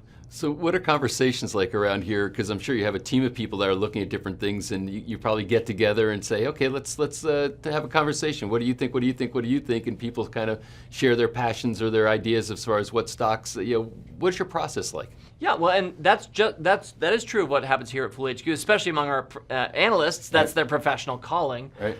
But I mean, with member events and people on our website and the community that we've grown at Fool.com over the years, I mean, we basically love those conversations. It's kind of like that if you do a fantasy football draft, except we're talking about stocks. And the good news is, while it's fun to win your draft NFL league, right, when you win with your stock portfolio, that really causes your life to change in wonderful ways. Like you can retire early off this, harder to do off that, right? So we recognize the importance of these decisions, and we try to make sure that everybody, whether they just started as a receptionist here at the Motley Fool, and you'd think, well, that person maybe wouldn't even care about stocks. No, right, everybody, we want to make sure that they love what we do. Now, not everybody's going to care about the stock market as much as my brother and I do, right, but that feeling of, well, the purpose of our company is to help the world invest better, so darn it, we should start with our employees. In fact, we give each of our employees a stipend to begin investing, regardless of what their role is. But yeah, I think that shows like Silicon Valley, I mean, just think about how business is more and more popular. The Office, right?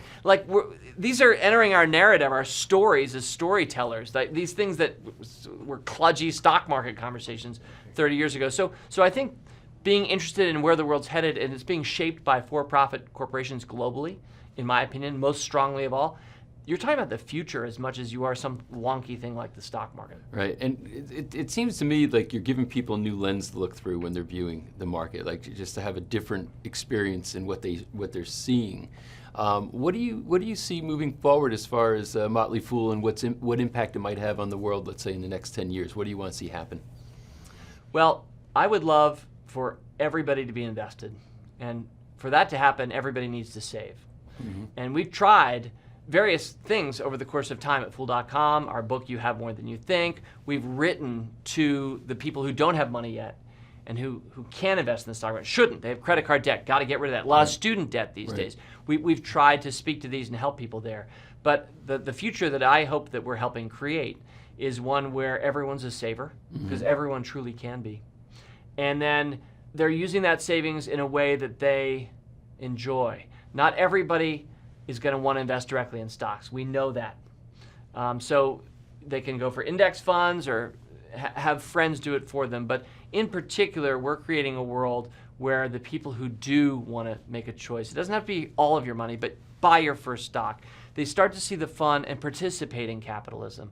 Capitalism is the most participative system that I can think of. Everybody is a buyer or seller. Everybody's trading. We're buying from each other. You're really good at doing TV shows. I hope I'm not horrible at giving stock picks. Here we are trading, right? We're each. So it's such an awesome system. Everybody should be on board. And conscious capitalism, which is something we could or could not talk to. I know, Patrick, it's part of your background. John Mackey is a founder of the movement. But I mean, so I think everybody's doing that, and that's what the Motley Fool's working toward. And when more people are participating in capitalism, then which stock you pick starts to matter even more. Like, what do we want to fund? What's going to win?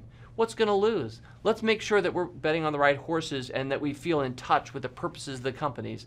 One thing we never do at the Motley Fool is we don't advise people buy companies that they don't respect the products or services. We don't think, hey, it'll be a good stock, but they sell tobacco, so just buy it, but it may not be good for the world. No, we're like, your money should be exactly aligned with what you think about the world. In fact, if you really care about socially responsible investing, one of the most responsible things you could do is become a direct investor in stocks and not just give it to some fund manager who's making that decision for you. So I see a world that's more and more in touch with a proliferation of innovations that are for-profit companies and more people interested and excited. Maybe slightly less fantasy football. I feel like I'm pounding fantasy football for no good reason in this interview. Maybe it's just that time of year. But I think too many people care about sports and not nearly enough people care about their financial freedom. And I know the value of this. And I love this too. But it's like that, and that's the society the Motley Fool, I hope, is helping to create. With a group of my entrepreneurial friends, we are putting together a book called The Moral Virtue of Capitalism, where each of us are writing down, because the practical aspects of capitalism are a foregone conclusion. But you're actually starting to speak to the moral virtue of capitalism. So can we dig a little deeper there as far as how you see that this system is really the right system and how human beings should live together and trade together?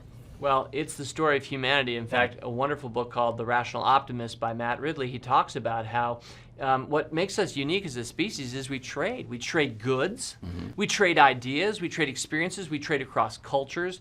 From the dawn of humanity, we started to rise out of the swamps when many other species weren't, because we traded. And more than anything, we traded ideas. Because I think it was Thomas Jefferson who said, you know, an idea is like a lamp that's lit, and I can light yours from mine, and I lost nothing, and you gained something. And that's the story of capitalism. When we work together, when you do something you're really good at, and I do something I'm really good at, and we buy from each other, we both got a better quality product across both of those experiences, and the world starts to specialize, and that's obviously what's happened. America probably practices the highest, most advanced form of capitalism at scale today, and yet we still see so many ways that it could be improved and will be. But it's still such a great system, because at the heart of it, you have people doing what they love and do best, I hope. I hope we're all doing jobs that we love, and if you're not, and you're watching Patrick and me right now, change your job. I had one job before when I started The Fool, and I hated it, and I'm so glad that I walked away from it at the time. But so we should be doing something we're good at that we love, and then we should be buying that thing from other people. And then we should start corporations together and be invested together, and then watch our stocks triple or go up 300 times in value like Amazon.com. I'll close my answer by saying that, how did our dad get us started with the stock market? He said, hey kids, look, we're in Safeway here in Washington, D.C. at the grocery store. Chocolate pudding. We own some of the company that makes that chocolate pudding. We own some stock in them, just a little bit. Let's go get more chocolate pudding. So it made him an awesome dad, because we were like 7 years old being told that we should be getting more chocolate pudding. But that's capitalism. Right. And it's a beautiful thing, well practiced, which it is increasingly today. Well, and that's a perfect metaphor, I think, for what you've done, is that the Motley Fool has brought to the world the idea of getting more chocolate pudding, making it fun. So somehow that little lesson from your father all those years ago has manifested, touching millions of lives around the world in a very positive way. And I think what's extraordinary is that you've injected vitalism, life, into something that was seen as a very kind of dry, marble facade, staunch, boring thing. You turn it into something fun. You turn it into something that not only is employing people that are having a lot of fun with it, but it's touching millions of lives out there. So I know you're extraordinarily busy, and the fact that you take the time to sit and talk to us is just a testament to how much you really care about getting this word out there and getting your message out there. So thank you so much for spending this time, and I wish the Motley Fool many, many more decades of the foolish behavior and fun that you're having. Thank you very much, Patrick, and thank you for featuring us on your show in this series. And I think it's great what you guys are doing, which is that you're trying to help all of us understand money better. It is such an important subject. It's often not taught in schools, even at the university or graduate level, and yet every day we're losing new adults upon the world who are going to have to make decisions the rest of their lives about money, and it's going to matter a lot. So let's keep spreading that. Thank you so much. Thank you. Great to be with you. What role do you think your mindset plays in your wealth development and in your future? I can tell you that my premise is it plays a huge role. It's the leading role. It all starts there. And Michael Burnoff is one of the best people in the world when it comes to wealth mindset. He has a presence. When he walks in a room, he's 6'6". He also has energy, focus, and he's developed ideas and practical applications of mindset that can absolutely transform your financial future, which is why you want to listen to my interview with him. Here it is. Well, Michael, having seen you speak multiple times before, I know we're in for a very lively conversation. This is gonna be fun. So let's talk about, how did you, a boy from Jersey, like me. Two of us, right? How did you end up doing what you're doing? What was your path? Pain. Pain? Pain. I say it all the time to people, pain.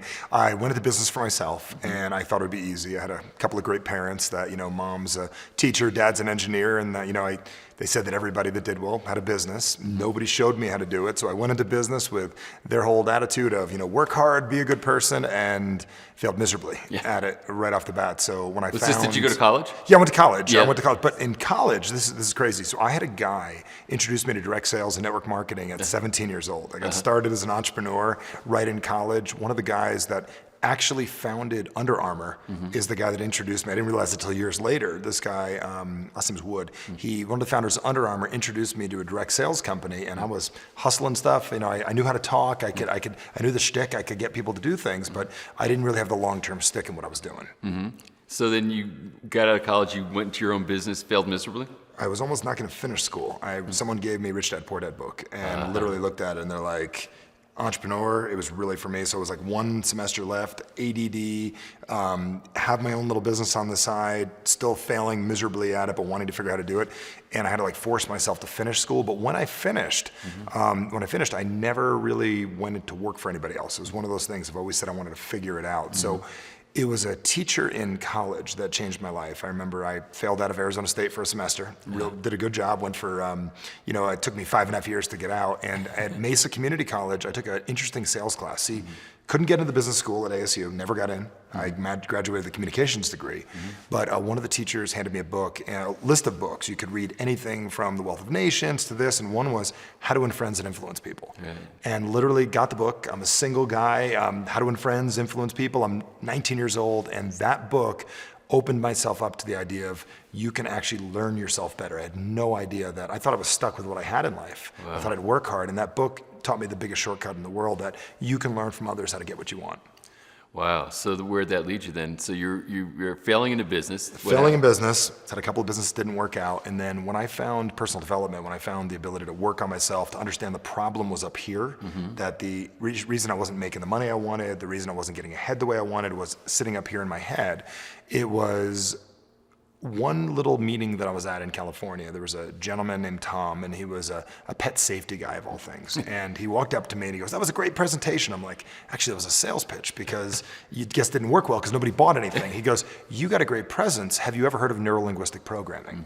And he goes, "I used to work with, this guy back in the day, or you got a great thing about yourself," but I wasn't listening to him. And he's the guy that geared me towards understanding communication. So he has never actually went extremely far with this stuff, but he's the guy that actually got me started with 2 people. One was a book, and number 2 was a guy who just nudged me. And sometimes the littlest things nudge us, and they wake us up. So you're talking a lot about headspace now, Yep. saying that you discovered that this is your headspace can really change your life, your outcomes, et cetera. Changed everything. So do you think that the primary determinant of the ability to create wealth is headspace? I would say the primary ability to create wealth in your life is based on a little something which I would call your average. And I think most people in life, they are living an average life. And I don't mean you versus somebody else. I believe that you get to a point in your life, even when you're doing well. I've seen people that make a lot of money, but they're not wealthy. Right. And I've seen people that are broke, and they're definitely not wealthy. And what I've recognized is most people are, the way they've set up their life, their automatic autopilot they have for their life is to get about what they have right now. And anything else they want is a dream, is a hope, is a wish, and wanting it is so exciting and turns them on so much wanting it that actually having it isn't really in the equation. Yeah. Meaning that they're always just pursuing.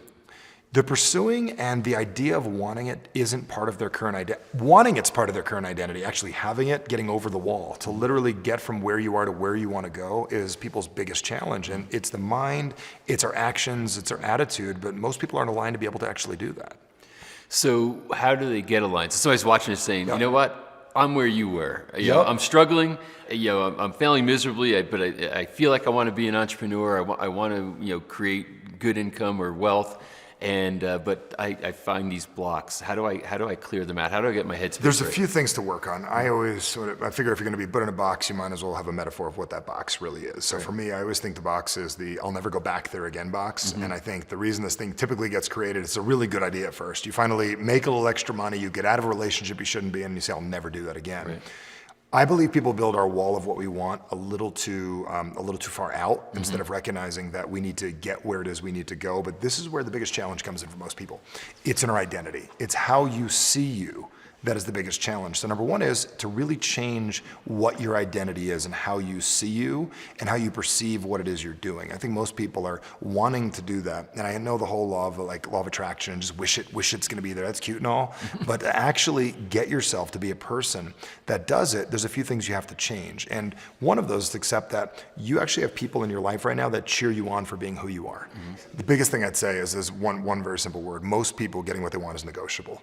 And one of the terms I use all the time is non-negotiable. So getting what you want has to start to become non-negotiable. And part of that is actually working on what it is that you want. So I know the whole personal development space is don't talk about the word want, because want means not having, but you actually have to work on what you want and understand there's a major disparity between what you have, what you want, and what are these like dream board dreams that are way out there. I feel that if most people actually were getting what they wanted, maybe not their ultimate dream, they'd be satisfied.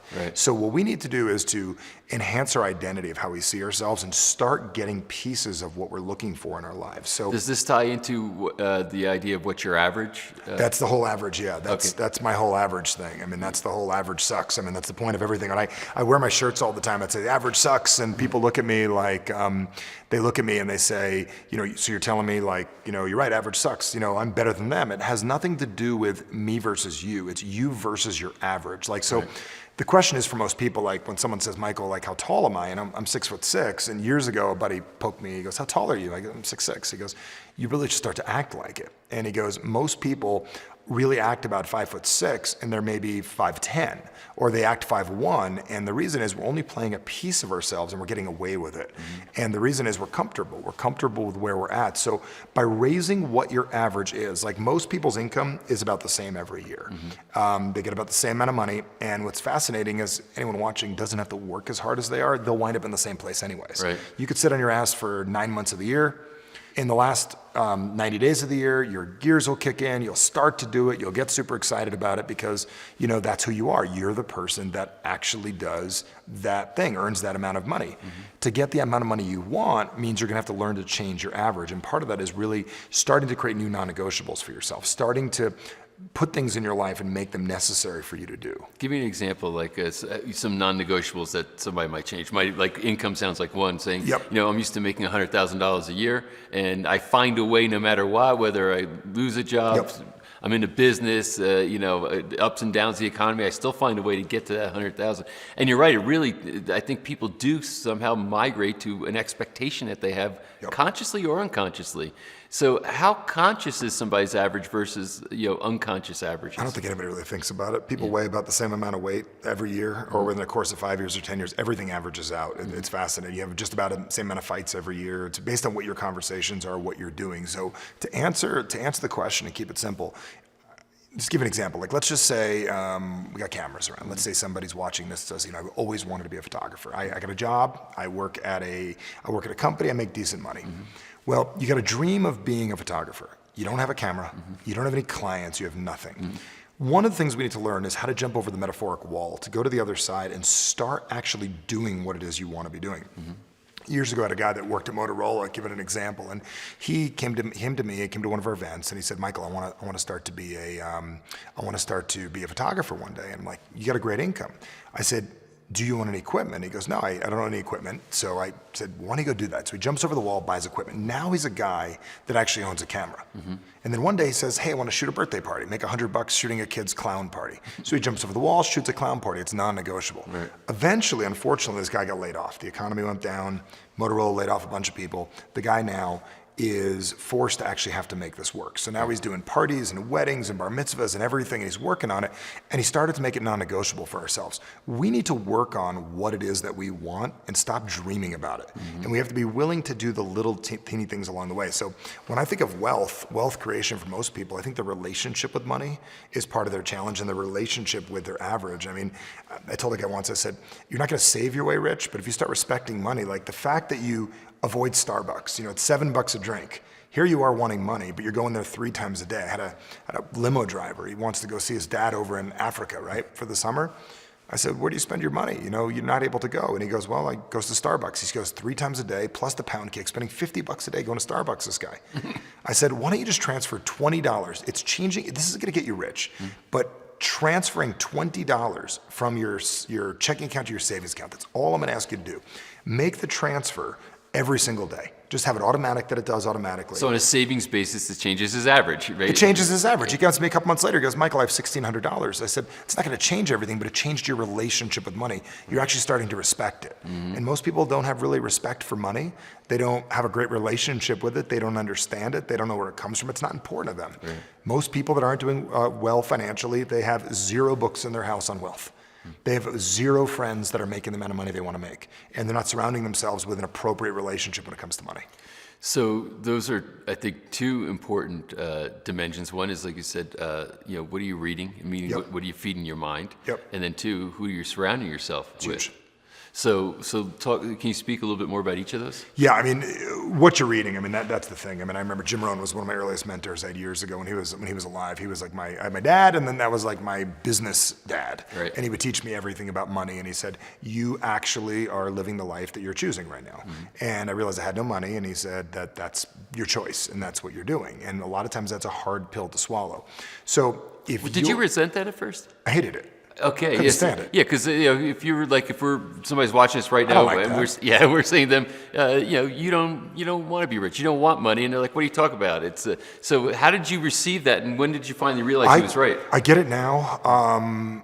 It's hard to accept that when you're in a situation. I always tell everyone, if you had more money, you'd have nothing to bitch and complain about. Right. So, and then you'd be bored because people's favorite thing is to bitch and complain. Right. So it's their favorite thing. I mean, if I asked you to eliminate complaining well, not you don't complain, and I don't complain either, because we like to talk about big things. And that's the thing, wealthy people, they talk about big things. All of our friends that we know, they talk about big things, stuff that's happening in the world that's making it happen. But if you stopped complaining about your problems for a month, you'd have no friends left, because that's what people talk about. They complain. So when I first heard that, I didn't like it. And then I recognized that in order to make more money, I needed to first accept that I didn't have enough. And that is one of the most painful things for people to do. But once you get through that pain, like chapter 2 of our book is on adversity. And we say that the biggest challenge in the world today is people aren't very good at dealing with everyday adversity because life has gotten super easy. Right. Little House on the Prairie back in the day when Pa was out there, I don't think he was bitching about going to the gym. Right? He wasn't complaining like, I'm having trouble getting a Lifetime Fitness, because he worked out. He was out there. He had to learn how to survive.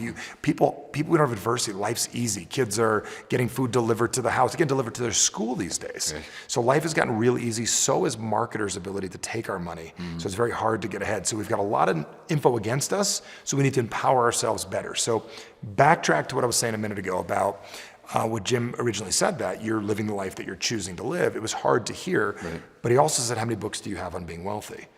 And I had Think and Grow Rich, and I was broke. I had The Magic of Thinking Big, and I thought small, and I like to complain a lot. And I realized that I didn't understand Think and Grow Rich. I didn't understand that the book is in the title. You don't even need to read the book. Right. Change your thinking. Right. You've got a chance to grow rich. Right. Change your thinking, you can get wealthy. Yep. Okay, so that's interesting, saying, hey, what are you reading? What are you putting in your mind? And that helps really create mindset. Books have totally changed my mindset, just reading 100%. books. Now, talk about who you hang out with, because the old adage, you are like the 5 people you hang out with most. Is that true? It's massively true, and it's their expectations you take on. You take on their expectations, you take on their standards, and a lot of times we play to the weakest link, and to the strongest link. So I like to be the weakest link, and that's why I attempt to surround myself with as much as possible with people. They don't have to be wealthy. There's different levels of wealth. I have friends that are billionaires. There's some of those fun people in the world, and they're very cheap, some of them. Yeah. I have friends that are absolutely horrible with money. They make $300,000 a year, and they spend $450,000 a year. I have friends that make millions, and they've got good lives. Some of them are married, some of them are happy, but the wealthiest people, the ones that have what it is you want, and their relationship with money is the one you want it to be. So if you don't have somebody like that in your life, one of the first things you can do is you can have audio mentors, you can watch things like this, you can get around those people and start modeling their behaviors, figuring out what they're doing. That's a big step in the right direction for people. You speak a lot about persuasion, and you're really an expert in that world, and I've heard you present on that. And That's one of my favorite things. Yeah, well, and you do it. I mean, it's an extraordinary presentation that you have on that, or a series of presentations. Is there a relationship between wealth development and persuasion? the only way to get what you want in this world is through communication. Money comes from other people, and money comes from relationships. That's where it comes from. So let's get really clear that communication is the most underdeveloped and underutilized asset we have as human beings, and is the fastest way to get what you want in this world. If you need a loan, you have to communicate with the bank that they need to give that to you. If we're selling right now, and you have a business you need to sell, I need to communicate why my product has value. As a doctor, you need to communicate why they need to come back again, which brings in money. So all money comes in a form of communication, and it is the most underdeveloped thing in the world. The big sign at my office says, your future hinges on your ability to effectively communicate. Really think I should change that to, your wealth hinges on your ability to effectively communicate to get what it is you want. And I believe we're very misspoken. I had a guy come in the office the other day, a young kid, just graduated from college, entrepreneurship. I said, how many classes have you taken on communication? One in 4 years. I asked doctors how many classes they've taken on communication, and they're having trouble financially. No classes. You can graduate from Palmer or East or West or any chiropractic school in the world and not take one class on influence of communication, which is the most fascinating thing in the world. So I believe that people can get there a lot quicker if they can learn how to influence other people, but also influence themselves. So this guy comes into the office, and the person doing the hiring in the office asks the question, what type of income are you currently accustomed to? Kid says, I don't know, what do you want to pay me? She turns around and says to him, whether we hire you or not will be one thing, but whoever you ever talk to again and they ever ask you that question, let me help you reframe that, because the difference is whether you're getting 25 grand a year or 100 grand a year is how you answer that question. Did it sink in? He got it, and waiters and waitresses are a great place to practice. You know, what kind of tip would you like? I don't know, whatever you feel like giving. I'm very obvious. Like, guy says $100, I'll give it to him. This is $1,000, I'll give it to him. I've done that before. It's a wealthy mindset. Yeah, so here's what's interesting now. You talk about communication. Persuasion, I guess, is the cousin or they're closely related. They're closely related. So here's the question. You hear terms like, well, he's got or she's got the gift of gab. Yep. What I'm hearing from you is that, no, this is a skill that can be developed and learned. It's not like either you have it or you don't. Is that accurate? What's your premise? I mean, there's a lot of things that happen from birth. You could walk out of the womb and I came out with my legs were crooked. I was born, I had cast in my legs like Forrest Gump when I was a kid, and I got out of that. You know, some people, they're breathed correctly when they're born. Some people wind up being more effective. You grow up in Jersey, you got to talk just to speak. It's part of, to get a word in my household, you have to. But the funny thing is people don't recognize in their hometown, I mean, if you want to get ahead, you go to Toastmasters. You can spend $100 a year. You could probably convince the guy to let you come for free. He'll clean the floors to spend imagine 52 weeks a year you did that. You want to get ahead. Like, most people don't recognize that if you even were a better communicator at your job, you'd make more money. You could take that extra money and create wealth with it, buying real estate, doing something on the side, reinvesting that money. He or she who communicates effectively, the wealthiest companies in the world are communication companies. If you think about Steve Jobs, he created a communications company. That's all Apple really is. All Microsoft is a communications company, how to get material out to people. Telmex, the wealthiest guy in Mexico at one point, is a communication company. So I believe anybody can learn communication, but you have to know it's a problem first. And not just say to yourself, well, you know, my problem is I'm not good with people. You don't even need to be good with people to be a good communicator. You have to understand people and be willing to understand human psychology. So are there some fundamental things that, like, let's say, okay, I've never taken a course in communication. Most people haven't. So the likelihood is people watching this haven't either. Nope. Most people haven't. Yeah. So what are some of maybe the basics or fundamentals? Like, are there maybe like a common mistakes that people make or some principles that they should learn? Most people have to understand life is not about getting people to like you. And that's where I think most people go wrong. And if you want to get ahead in sales or business, it's about willing to risk the relationship. If you want to get ahead in your own relationship, you have to be willing to risk and say, will you marry me? You have to be able to, well, not you personally, but you know what I'm saying? Will you marry me? Or being able to walk up to somebody and say, I think you need to buy this product. And what that is momentarily the relationship gets risked for a chance for it to be even better. You got to risk your muscle to make your muscle better. You have to risk your money to make your money better. It's not about a home run. I had years ago, the guy wasn't communicating with me correctly. I came into a little bit extra money. I was maybe 22 years old. I had 30 grand and I thought I was rich. You know, I had 30 grand now. It's like, you know, you could blow that on a weekend in Cabo. And not even on drinks and just being out there, just going to stay in a nice place. And I called the financial guy and I said to the guy, I said, can you make this money to more money?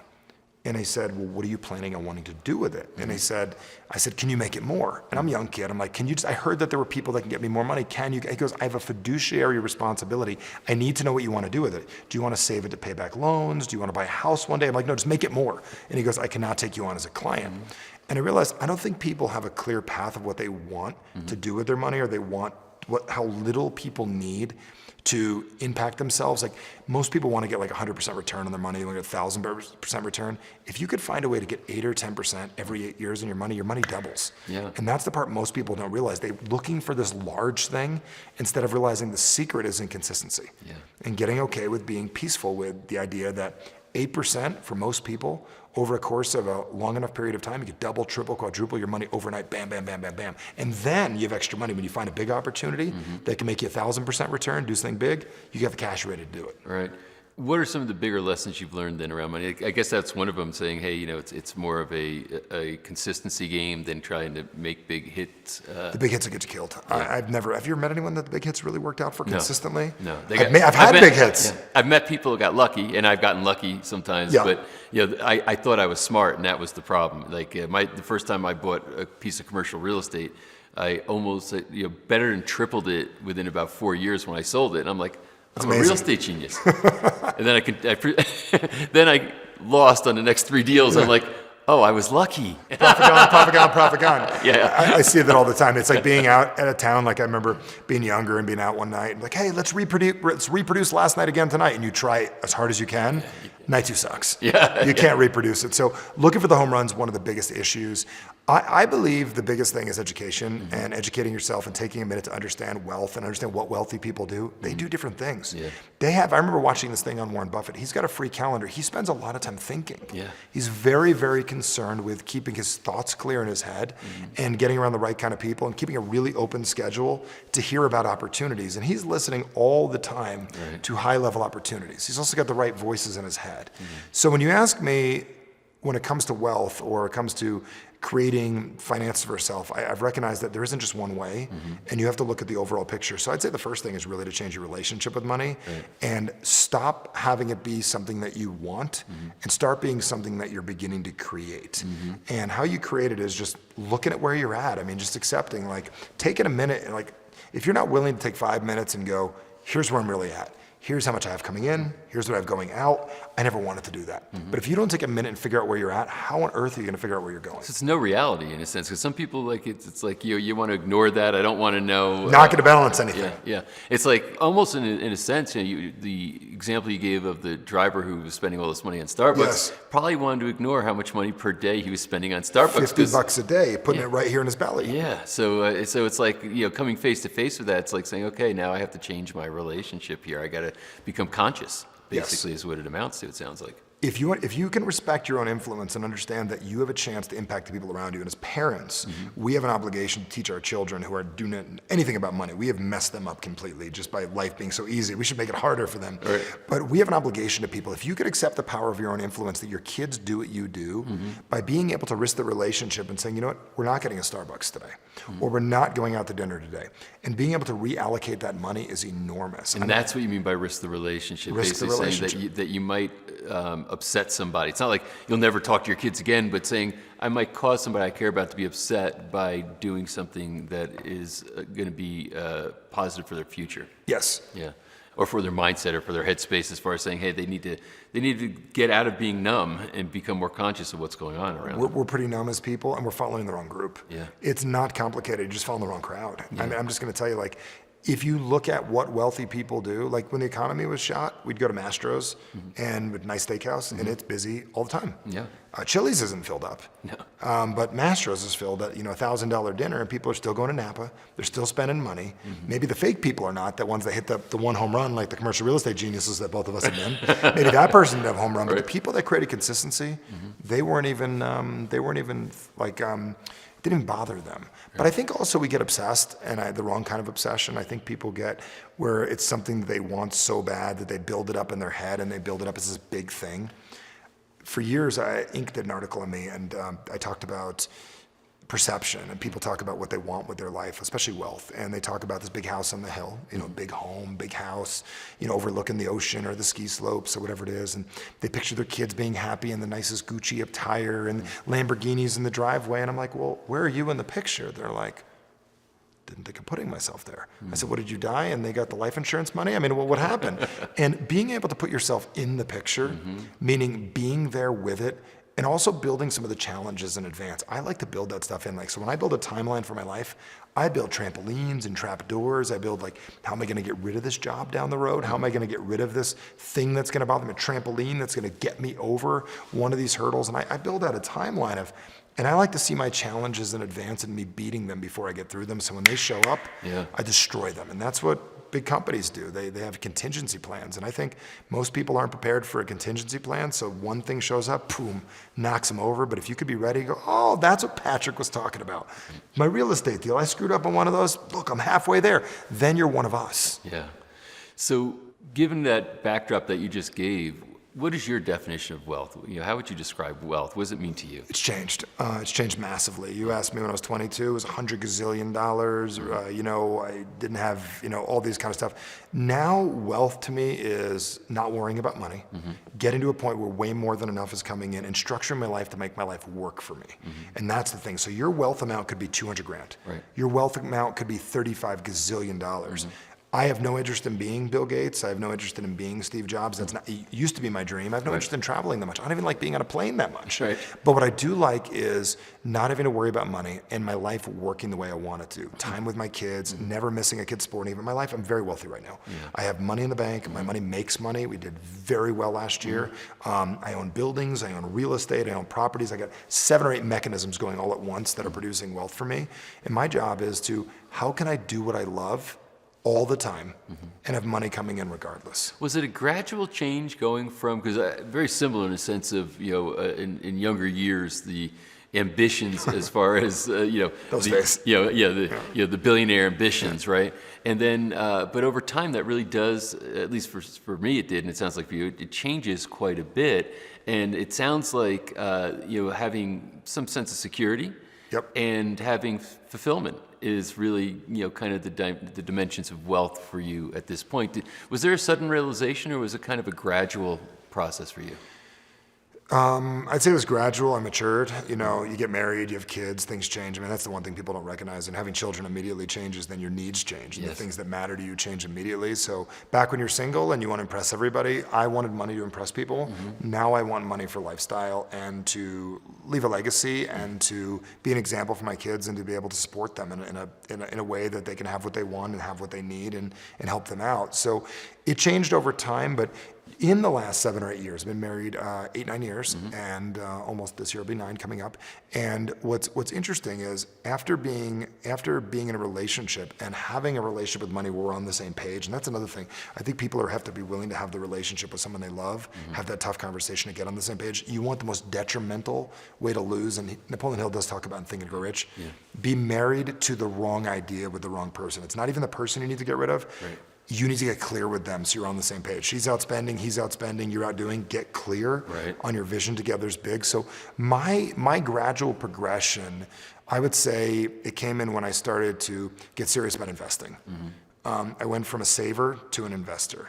And I had a lady that was vetting us for years to help us with our money, and I met her at a seminar, very wealthy, and she only works with people in our industry, people that are making a difference. She fired all of her corporate clients she hated. She only works with people that are high level and that are care that she enjoys working with. And her first thing is, Michael, I want to get rid of things you don't need to be spending money on. Let's clean it all up. Let's teach you about the benefit of life insurance. Let's teach you all these things. So wealth came in with me starting to educate myself, but also I would say in that move, changed everything. Went from an investor to now owning commercial real estate to doing our events in our own buildings right now, instead of having to go rent hotels. So now saving hundreds of thousands of dollars a year, reinvesting that money. So it was in a decision to just get consistent and really care. That was a weird breaking open that I had. It sounds like one of the principles that I've heard through doing this series is that you earn your money by the work you do, your income, Sweat but equity. you become wealthy through investing. 100%. And so you agree with that premise? You'll never get wealthy. I hear it all the time. I sat with a guy the other day, and I know this. He's like, oh, I said, looked at the guy, 33 years old. He's making $10, $15 million a year. He's investing everything back in his business. I said, are you saving some of it? He goes, yeah, I got a couple $100 grand on the side. I said, look, I know you want to invest back in your business for the 400% returns you're getting, but what if something happens here, you have nothing set up over here? And he's like, not listening, and that used to be me. Yeah. I did that 100 times. Yeah. And now I'm realizing I'm building multiple entities in financial wealth management for myself that are making a big difference. So you gotta put in your sweat equity, you gotta put in your 10,000 hours, you gotta get good at what you do if that's what you want. But there's also a great way to get ahead. I've seen people, work on paying off their home quicker, and they pay off their home quicker, they stop eating out, they pay off their home quicker, they wind up saving $2,000 extra a month, reallocate that into real estate, rent it to their neighbors. 10 years later, they're a millionaire. Yeah. Amazing how that can work, right? And it's not as hard as one might think. Decision. And that's the hardest part we have as human beings. Decisions are tough. Being something different. So like if you woke up tomorrow, let's change your hats. You're not you anymore. Yeah. You don't have the wealth you have. You don't have the beautiful stuff you have in your life. And you got a nice job and you're doing okay in the world, or you want to get ahead. How comfortable would you be changing your identity to the people around you that you are actually working on this and you meant it? At the beginning, it's easy because either they're going to listen to you or not, but are you willing to go through 6 months to a year until everybody sees you differently? Yeah. Within 1 year, I promise anybody that you really commit to this, people will start asking you advice. Yeah. And that's the real ancillary benefit. They'll ask you advice, then you become the expert. So you talk about influence. One of the things that's coming through to me in everything that you've been describing, and I could see the threads of influence in it all, but I guess the most important person to influence is to influence yourself. And that's really, because it's one thing, my mother used to say to me growing up, when you talk to yourself, watch your language. And, That's good. Yeah, it's not good. Mom gets credit for that one. Yeah, I remember her saying that to me as a kid. If I'd say something that was self-deprecating, whatever, she says, hey, when you talk to yourself, watch your language, you're listening. So now, Wow. when I'm looking at, how you're talking about communication and influence through communication, but then I guess you got to turn that in the mirror also, I guess, and say, okay, because you're talking about identity. So, so how do you influence yourself to create a new identity or to move toward a new identity? Okay, so this is interesting. This is like high level, but everybody can handle this conversation. We warn our children about stranger danger and watch out people out on the street. Right. We don't warn our children about the internet to the levels that we need to, that there's all kinds of stuff out there that you gotta be careful what you look at because you can't unlook at that. Right. Okay, what you saw. In our minds, we have the ability to, everything we have that's ever happened to us is stored in pictures, sounds, and feelings inside of our brain, everything. The first time you get into an accident or your first time you're falling in love, how you store that and where you keep that in your head is completely up to you, but nobody tells us that, how much you make it matter. So your file for wealth is inside of your brain, but the question is it one that you got from someone else, or is it one that you want, or what do you want it to be? So when it comes to influencing yourself, the big question you have to ask yourself is like, are you going to accept that you're controlling the communication inside of your head? Are you one of these people that says, I can, maybe, sort of, I don't know how, or are you making it necessary for you to do? So when I go back to the word non-negotiable, like, are you really working towards what it is that you want? And the pictures, sounds, and feelings that you have inside of your head, are they aligned with what it is you're doing? And really taking a minute going, wait a second, I got some stuff I need to clear up. Like, I need to think about this. My dad always told me I wasn't good with money, or you always screw everything up. Do you want that voice in your head? You don't have to have that voice in your head. You cannot have that voice in your head if you want to be wealthy, or allow that voice to drive you. Yeah. Okay, that's the question. So how much are you really going to accept the power of your own influence over yourself? And once you accept that power, that's where the creativity comes in. So there isn't an exact answer that I can figure out in the next 15 seconds. If you want to give me a scenario, I could probably give you a solution for that. But I believe that it's your communication with you that's going to make it the easiest. So now somebody's been watching this, and seeing the progression of these thoughts and ideas, et cetera. The conversation ends, and now they have to take a step. What's the step they should take? First step you're going to have to do is decide, and not talk. Decide. And a decision is very different than talking. And I always say, watch where people's feet move, because if you're bowling, you know the direction of their feet. You can always tell, like, and as a chiropractor, you can tell like what direction people have been walking based on their shoulders and everything. You bowl and your foot's looking that way, the ball's going that way. So you're gonna have to move towards what it is you want. I'd recommend, if you want to change your relationship with money, number one is, how much do you have? How much do you really want? Accept the disparity between those two, and the difference between them is you being a different person. And really accept, I'm here and I want to be here. It is not about a location you're going to wind up. It's a state of being. Yeah. How do you become that person? Well, the first step in the right direction, like I tell anybody, if you're not willing to right now transfer $5 automatically a week, a day, a month, a year from one account to another and take 5 minutes to do that auto on your thing, I won't even give you lesson 2. Right. Lesson 1 is that. You do lesson 1, you let it sit there for a week or 2, I'll give you lesson 2. Lesson 2 is we're going to change your relationship with money. We're going to start figuring out what we're spending, what we're buying, and where the money is. Yeah. And you're going to get it from other people. Got it. Well, I have to tell you, I feel like we could talk about this for Years. And I really appreciate you sharing your own personal journey, but then also kind of the wisdom that came from that you can share with the world. But the mindset of wealth is something that I think is really a complex, or can be a complex area. But I think you just simplified it a great deal, so I appreciate you sharing it all. Look at it as a relationship and look at it as one of those things and start respecting money. Yeah. And I think people have a lack of respect for it. Start looking how you spend it. You'll see how much you respect it. You start respecting it, it respects you. Yeah. It's like a great relationship. Buy it flowers sometimes. Take care of it. Pet it. This is because people say, the love of money is the root of all evil. I said, what do you mean by love? Not lust, but love. You have to lick it. You know what I'm saying? Yeah. You just have to have a relationship with it. Love is respect. Love is buying it flowers. Love is paying attention to visit it. Yeah, visit it. Spend some time with it. Figure out what you have. Spend some time with it and ask yourself, like, if your relationship was $100 and you wanted $1 million relationship, would you just settle with your $100, sit down with a beer and have a relationship with it? No. You'd nurture it, you'd figure it out, you'd bring it friends. Yeah. You'd help it grow, you'd help it do more. It's just changing your relationship with it and read it a bedtime story, read it a book, watch the video. Awesome.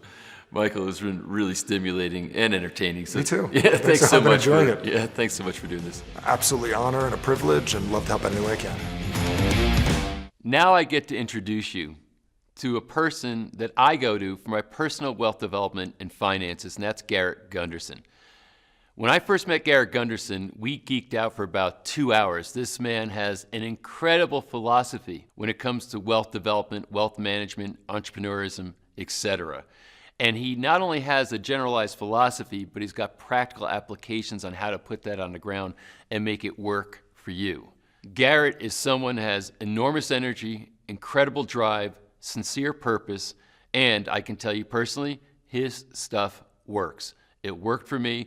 My only regret is that I didn't meet him 20 years earlier, but when I did meet him, it was transformative for me. So it is so exciting for me to share him with you right now. Enjoy this interview with Garrett Gunderson. So Garrett, when I think about the idea of having a wealth breakthrough, you're the first person that comes to my mind, and for good reason, because how many years I've known you and my experience the first time I met you and how radical a thinker you were in this realm had a massive impact on me.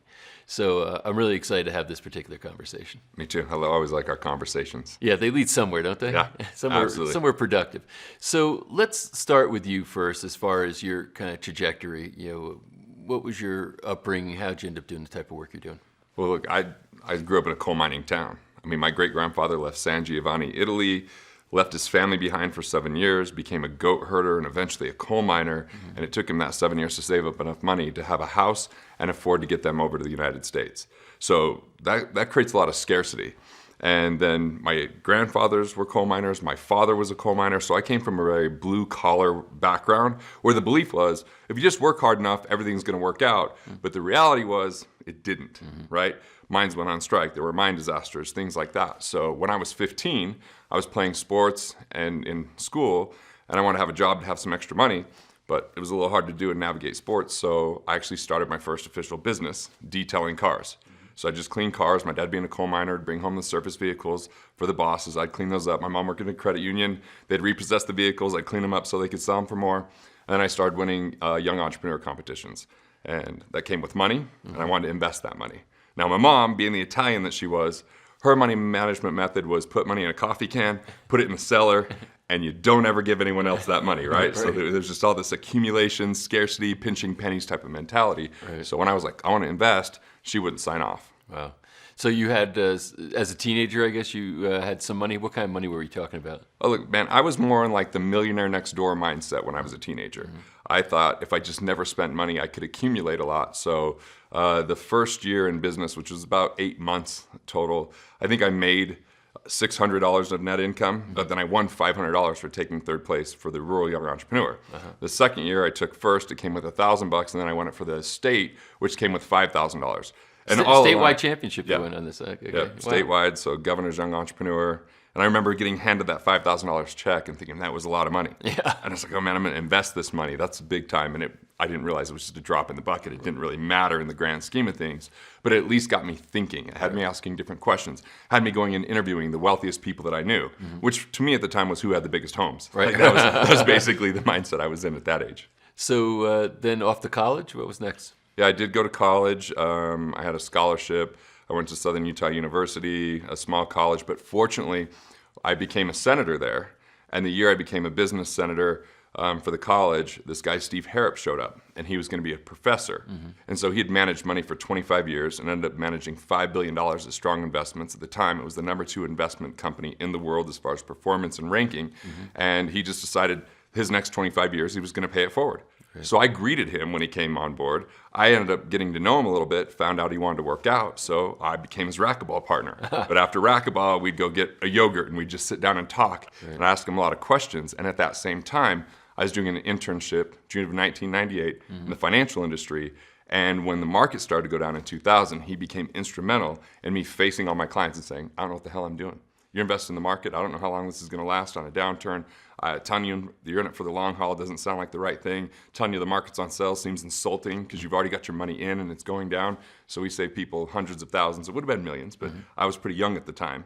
And then in the year 2001 and 2002, my clients did 44% positive return and 41% positive return, and they were out of the market 80% of the time. And that's where my financial journey really began.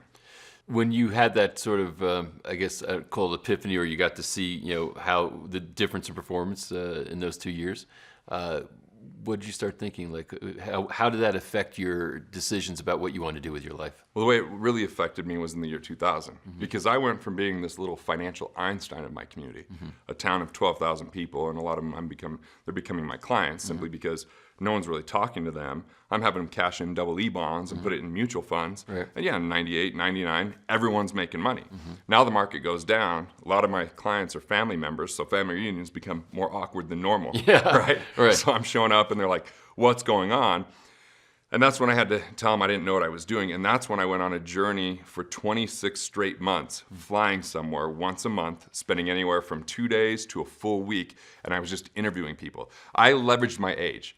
See, when you're 19 years old, almost anyone will talk to you because they want to pay it forward. Right. So I didn't have to write a check to get that mentorship. I just asked questions. And I had a little red memo pad I would flip, and I had all these questions I'd ask them. I'd go meet with actuaries. I'd go meet with fund managers. I'd go meet with people that were working with and advising people on Wall Street.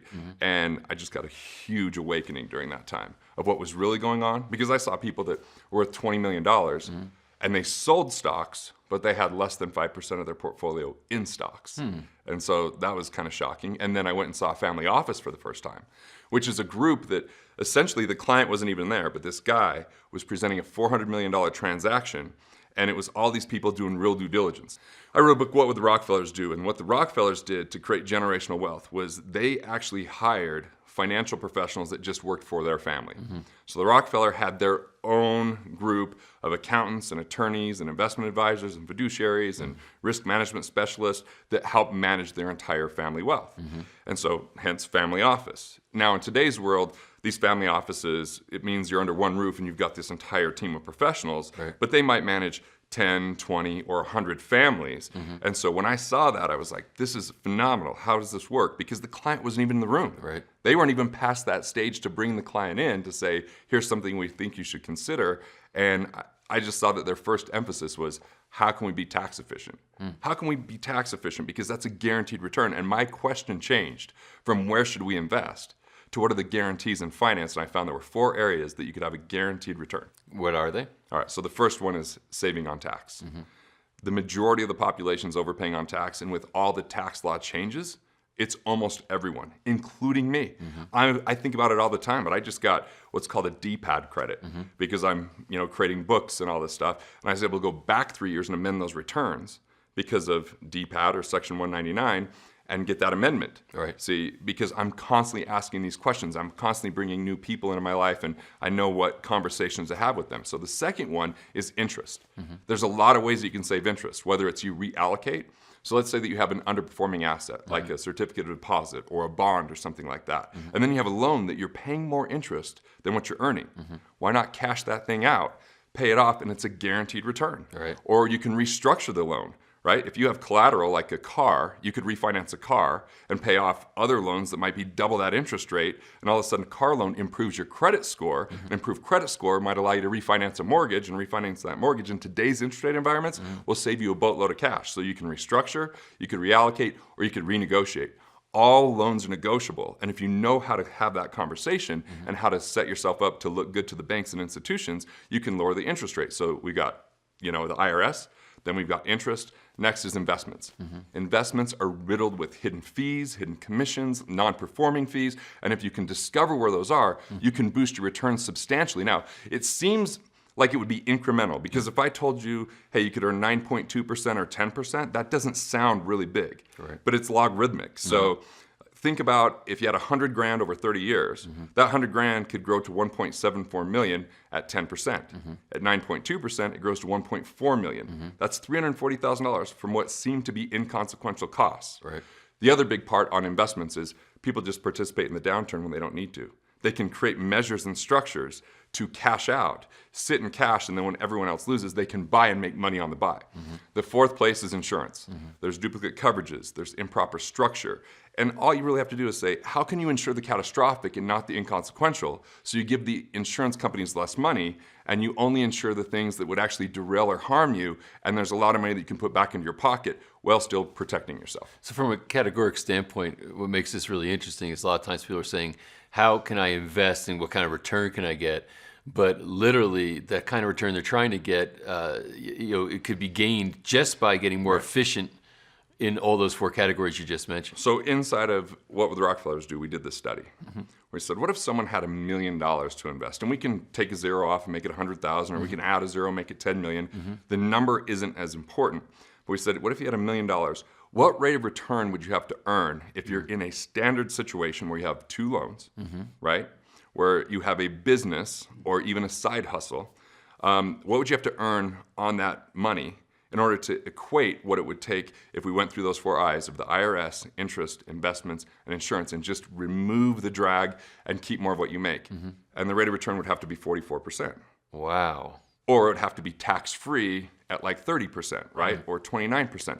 That's extraordinarily hard to get. Warren Buffett's at 22%. Ray Dalio maybe is getting those numbers, but the majority of the population isn't. And by the way, they're taking unnecessary risk to try to get that higher return. And a lot of times it doesn't pan out. And that's hard to sustain that for year after year. Maybe a business can grow 50% one year, but we're not going to see the major players like Apple double in size over a year, right? Or double their stock value. So these are the things that are so essential, because if you can be more efficient, you get a win right now. If you go those four I's. If you can make money on the buy, which was another thing, when I said we got really high rates of return while sitting in cash, there's an entire philosophy that when we're in distressed economies, those people with cash are king. Right now, the wealthiest families in America have 36% of their assets in cash and cash equivalents. Wow. While everyone else is being taught to be fully deployed and allocated into retirement plans that are illiquid, that they couldn't get that cash if they wanted to. So being in cash means you have negotiating power when people need to liquidate. And the big reason this happens is because we've overemphasized as society net worth.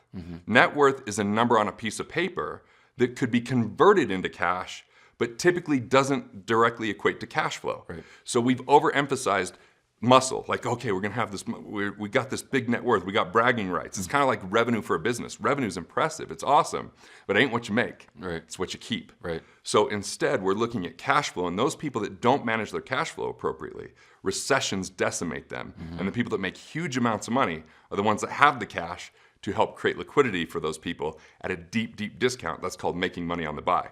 Well, pausing on that for a second, if we look at saying, okay, keep a large chunk of your assets in cash or cash equivalents, One side says, well, you don't want to do that because with inflation, every day that cash is worth less and less. Whereas if it's in an asset and that asset happens to be moving up, then of course you're not losing it. But I guess there's an offset saying by having that cash, the opportunities when they occur, and they always do occur at some point. They always do. The return on those opportunities because you're in cash are extraordinary, which is why you want to stay there. Right, and here's the thing. We can all have great opportunities come our way. A lot of people don't have the ability to capitalize on that.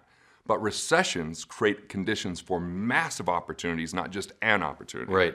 And right now, we're in the longest period of time in U.S. history without a recession, although we're showing all the signs of the recession. And there's too many people that are overextended, over-leveraged, utilizing credit, and that's been boosting the economy. And as that cuts back, those people that have cash will find the people in distress that were only focused on net worth and can get a 40% return in the short term. Right. Maybe they missed out for 2 years. Maybe they didn't earn any money during that time, but they're going to make up for it when they come in and capitalize, just like we talked about in 2001 and 2002. So showing up at the family office seemed to be an inflection point while you're taking notes on your little red pad, and certainly it led you to some of these conclusions. What happened from there? So at that point, it was actually an interesting year because I would come back to the firm that I was working for, and they'd bring in attorneys and investment advisors, and they'd pitch these ideas. And I was labeled a fanatic because I just asked so many questions. And then they would say, well, but, because I'm questioning how they get compensated, essentially. Right. And so it took me a minute, but I had to start my own thing. Let's talk about that for a minute, though. You're questioning how they're getting compensated. How are they getting compensated? Well, typically it's by commission or by fees because of assets under management.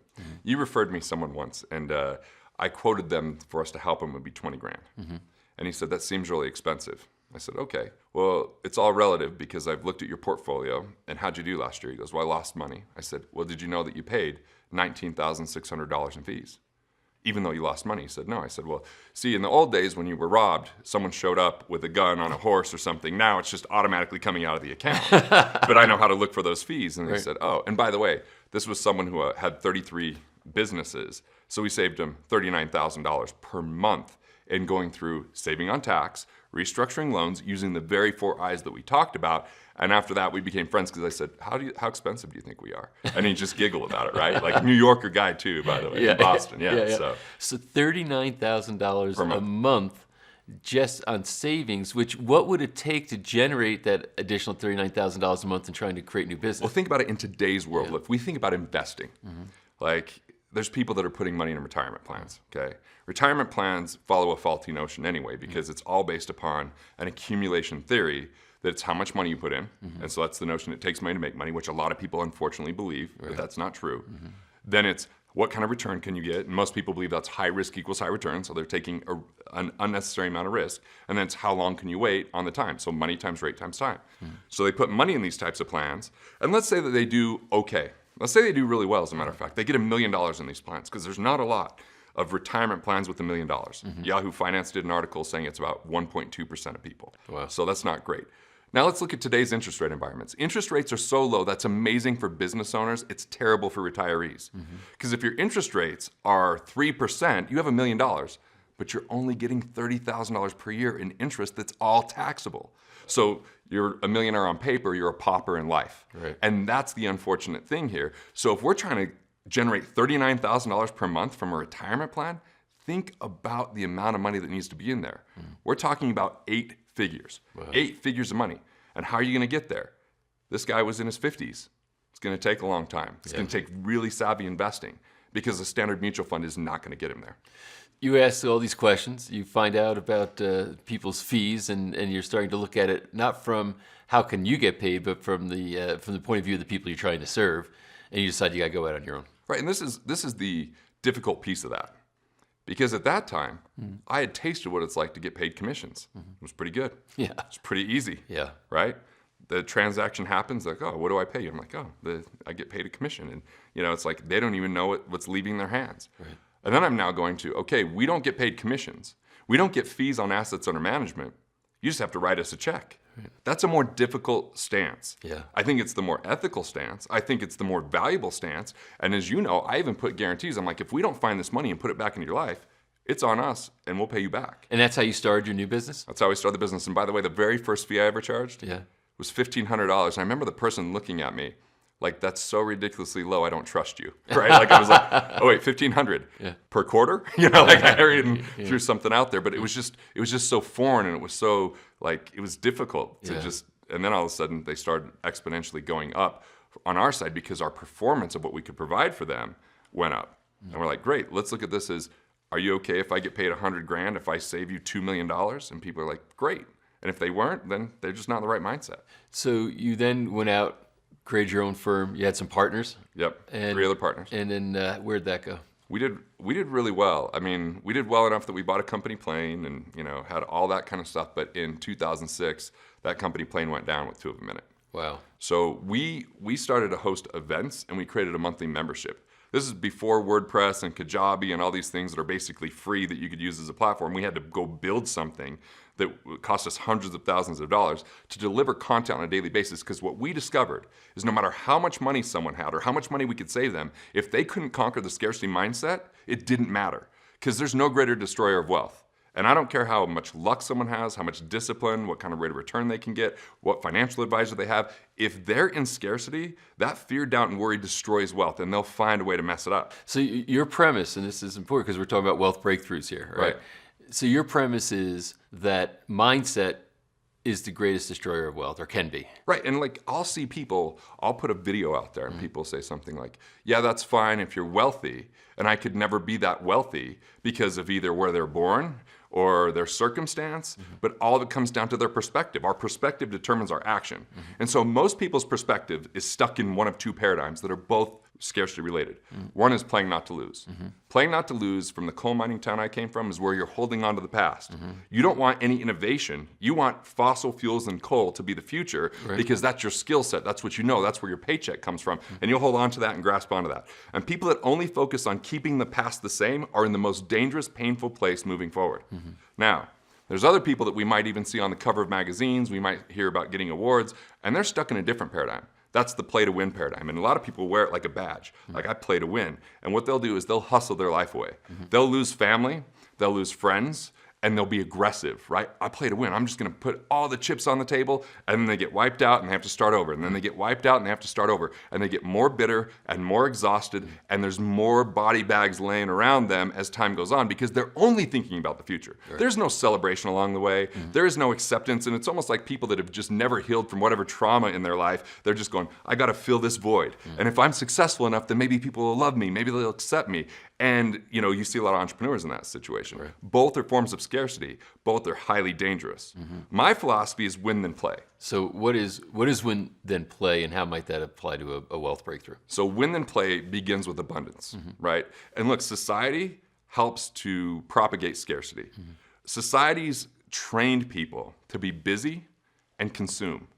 It's the belief that if I work hard enough, I'll have what I want. It's the belief that one day, someday, I'll be able to retire and finally get to live life. So it's always in the future, right? It's always eventually. Or it's, I'm just never spending any money, so I'll be okay, right? It's one of those things. And it's kind of like, I feel like Wall Street went to Christmas Carol and they left at intermission. So they thought Scrooge, they thought that was a good deal. Like, oh, look at him, all of his money, right? Even though they missed the redemption story. Right. And that's kind of that penny pincher that until they get blisters on their fingers. And on the other hand, you've got the notoriety of like, ooh, here's someone that does so much good in society, but they don't do good for themselves or for their family, or they don't enjoy life. So win then play is that you actually create a game worth winning.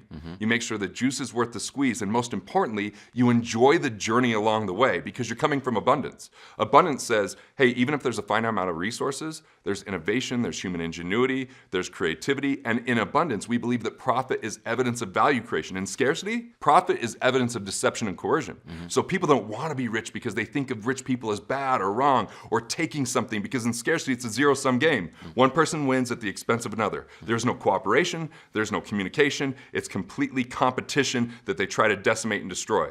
People in Play Not to Lose are trying not to be destroyed, and people in Play to Win are trying to destroy.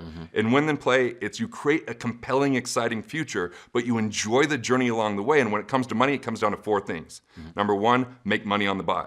You're not waiting for 30 years. You're looking at how you can buy because of the situation that your cash can buy a deep discount, so you're profitable from day one. Give me an example of that. In 2014, there was a business that just skyrocketed coming out of the recession. But the problem was the person leading the business was teaching something that wasn't their ultimate expertise. And when they got into some trouble or hit some bumps and stumbled along the way, they lost their voice. They lost their ability to deliver the value they originally created. And they were willing to let it go, but they didn't want to lose their legacy. I was able to come in and buy that at a deep discount based upon that distress. And so right away I was profitable. I just interviewed a couple people that bought businesses because the business owner had had something happen with either their health in one situation or with their family in another situation, and they had to unload that so they could focus on something because it was very important to them to take care of those things, so they were willing to let that go at a deep discount. Or real estate. There's people that they could go and buy that piece of real estate because they know what to do with it, and the person that owns it doesn't, right? Maybe they can go in and say, hey, if I fractionalize this into 10 pieces and sell this as a corporate retreat, I can sell it for 20% more. But the person selling it is going, I can't rent this thing out because I don't know how to rent it. So they're going to sell it for 30% less. You're already at 50% improvement simply because of your knowledge. So you win on the buy. So basically saying, don't invest in something and wait some time into the future, but find a way to win immediately on the transaction. Right, so I just did this today. Okay. Today, we want to create a new product that helps people navigate the recession. And so rather than going and building it, we said, why don't we pre-sell it? So we sold 600 tickets to the virtual summit. So we had 600 people registered, and they were now watching, and then we filmed it and let them know, hey, we're turning this into a product. So they paid for all the production. We tested out what was working, what wasn't working, so we now have 600 people going, I want that, and now we'll have a product just 2 months later that we can resell to the marketplace, and then they actually get a So video. that's fascinating because it's and I've heard this maybe done like on testing an infomercial with a book, but the book isn't written yet. If there's no interest in the book, then they won't print the book, or if there were orders that came in, just refund the orders and you don't have to get into it. Yeah, I pre-sold Killing Sacred Cows, 22,000 copies before it was ever released. I pre-sold it by saying, hey, I'll give you this. Back then it was DVD and this teleseminar series and these transcripts, and you'll get that right now, but you won't get the book till it's complete. So they kind of knew what the content was going to be in the book. They could benefit from it now with the bonuses, but now I already knew I was going to hit New York Times. Now I already knew there was going to be momentum. See, erroneously in Play to Win, people go borrow money. They let venture capitalists into their life that start to control all their actions, that minimize who they are with their micromanagement, and sometimes even push that owner and founder out and change the vision of the company, or squash it because it's not profitable enough, even if it's profitable. Right. I would rather see us go right to the customer and say, do you want this? Let's survey. You help us tell us what you want. And then guess what? We'll help build it, but you're going to pay us 50% of what it's going to cost when it's done. You give us feedback, you become the case studies, and then you don't owe any money, and you've already got the momentum of people utilizing it. That's making money on the buy. That's win then play. We can use it in business, we can use it in real estate, and we can use it in investing if we have knowledge. Too many people are gambling and calling it investing. They're out there investing, hoping that it's going to work out, hearing that everybody else is doing it. I got to get in cryptocurrency. Oh, I got to get in this type of real estate, but they don't have the expertise. So they don't know when to exit. They don't know if it's the right time to buy. You know, and they'll look and say, well, look, Warren Buffett makes a lot of money in the stock market. Really? Warren Buffett buys companies. He's got enough money that he buys the company and employs his management philosophy throughout that. And all of a sudden, he has a degree of control over the profitability versus someone who just buys a share. And I guess they can have one meaningless vote, but it doesn't mean enough to influence that company. So he can make money on the buy, maybe because of a parallel company he has that company can support. And there's that horizontal integration. You know, we've got a friend, Mike, that he went and bought a company because he knew how to list manage, and all of a sudden he turned that into profitability from day one. That's making money on the buy. All right, so you said there's 4. So make money on the buy. What's the next one? Second one is cash flow investing. We've been trained, taught, and educated that everything's about accumulation. It's about long haul. It's about sacrifice. It's about scrimping, saving, delaying and deferring. Instead of that, look at cash flow from day one. How can you become a cash flow investor that you get recurring revenue? Recurring revenue can cover your personal expenses, because here's the deal. Everybody's saving 10% of their money if they're doing what they're supposed to. And then they try to earn 10% on that. But what ends up happening is they don't earn 10%. It's hard to save the 10%, and then they're not where they want to be. What if you have enough cash flow coming in to cover your basic life expenses, either from assets like real estate or businesses, or even your own business and entrepreneurial income inside of it? That's the income that comes in even if you don't show up. So I'm not talking about when you're in the mix of things. I'm talking about when there's scale and leverage there. When that covers the basic expenses, 100% of your active income can be reinvested. You have a 10 times advantage over anyone else in that situation. So if we start shifting towards cash flow, number one, we're alarmed when things don't work out, where if we're in accumulation, we might find out when it's too late that it's not working out. Right. It's not on track. There isn't good enough pacing. It's declining. So cash flow becomes that indicator. The third one is efficiency. That was the 4 I's: IRS, interest, investments, and insurance. It's plugging the leaks and keeping more of what you make. And the fourth one is actually that state when you create economic independence. You've already won the game. Choose how you want to play from there. You're not forced to make any decisions. You don't have to go to work to make the ends meet or to pay the bills. So you get to say, what is your life going to be about? What impact do you want to make? What's your vision? Because remember I mentioned activity and consumption is the detriment for so many people in Play to Win. Right? They're not thinking about vision.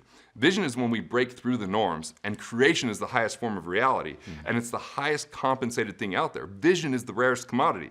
And to me, vision is when we talk about something so compelling, but it's outside of our reach. We don't have the bandwidth, we don't have the money maybe, it's bringing maybe even a little bit of fear where we're like, I don't know how to accomplish it. But if it's inspiring enough to others, we now have created a miraculous space where people can come and support what we're up to. And when people can get beyond their own capabilities, that they can enroll other people in the capabilities and in bringing this forth, that is where real wealth is built. That's the breakthrough. Wealth breakthrough is vision. There's no greater way to earn money than vision because dollars follow vision. And vision is the most scalable, leverageable thing that exists in the world when everybody else is trying to borrow money to leverage, may or may not work for a lot of people. But where the ultimate leverage is in 2 forms. Our mental capital, which is our ideas, knowledge, wisdom, tools, strategies, and relationship capital. People, networks, organizations, individuals, customers, and the bridge between those is business. So how do we take our mental capital to serve people?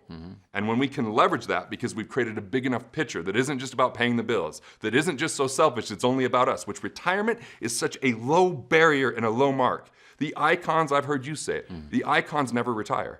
Why? Because their vision and purpose is big enough to compel them forward until the day that they die, and they typically have, if they take care of their health along the way, longevity. Right? So I really look at vision as the ultimate breakthrough. When we escape what society says success is, in Win Then Play, it's when we've created a vision worthy of our life. When we've discovered our own soul purpose, our values, our abilities, our passions, and when we combine that for something worthy of getting up for every single day, if that vision's bigger than our problems, we find a way. If that vision's compelling enough, other people come and be part of it. And that's why the rich get richer, is because rich people have vision and poor people have work ethic. So, well, and without a vision, the people perish, as the old adage goes. And I'm not yelling at you, man. No, I know. You're just passionate. I know. You're just excited. I get it. It's the Italian side of it. So one of the things that I think bears some investigation, because a lot of times when we talk to people who are, hey, you're doing a thing on wealth and on wealth breakthrough. Yeah, they've got this desire to be wealthy. Given your experience, how do you define wealth? See, being rich means having money. But being wealthy, to me, comes in 5 tracks. And in these tracks, we're not looking for balance, because balance is impossible. People are out of balance all the time. When you're in flow, you're out of balance, and flow is a great thing. And I think there's a lot of guilt and shame when people are trying to be perfectly balanced. What we're looking for is depth and harmony. And those 5 things, it begins with money. Money's part of our wealth. If you don't have money, you better be in a loincloth out in the woods with a bow and arrow. Otherwise, it's going to be a tough living, right? So money's important. And people that say that it's not important usually don't have much of it. Right. The second thing is purpose. If we spent the same amount of time looking at our purpose on a daily basis as we do managing our finances as a society, life would get exponentially better because purpose drives money. When money's the beginning thing, like I remember going to school and it said in my textbook, the purpose of business is profit. And I looked at it this way. The responsibility of business is profit.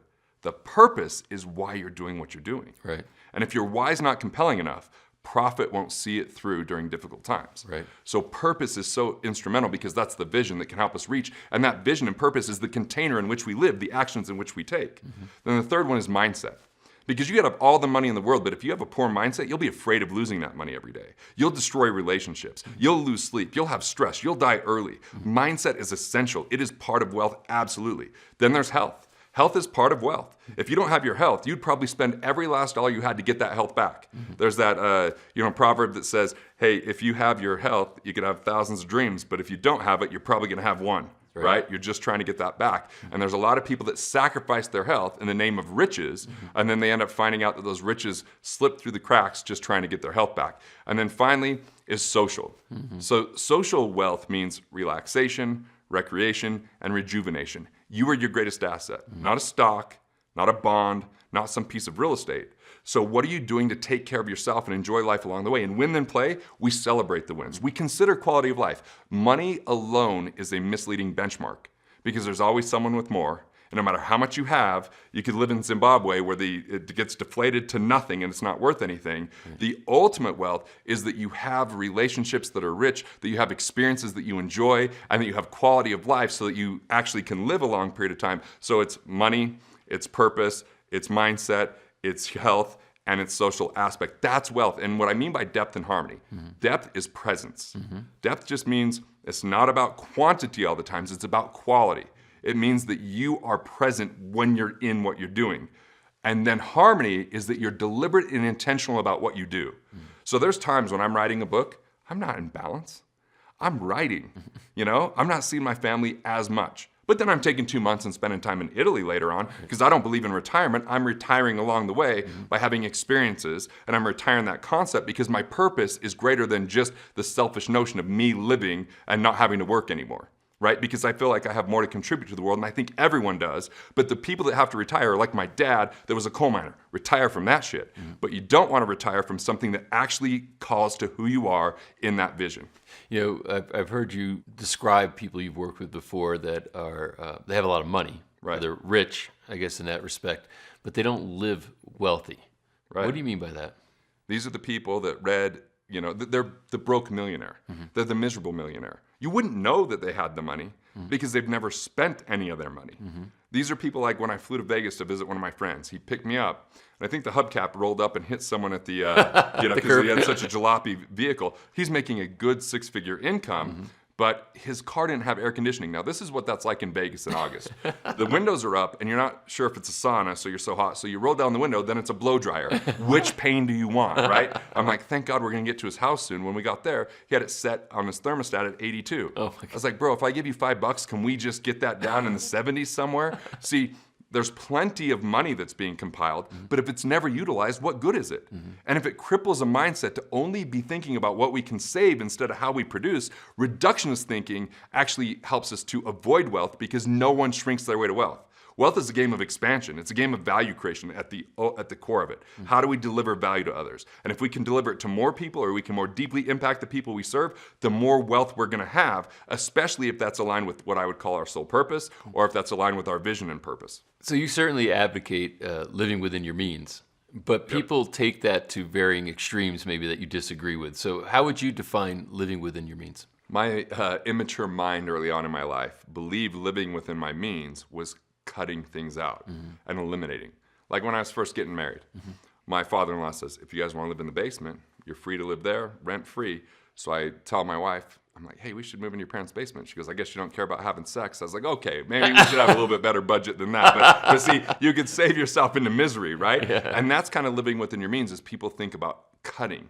And cutting isn't going to get you wealthy. Right. There's intelligent cutting, and then there's the mindset that you only focus on that. Right.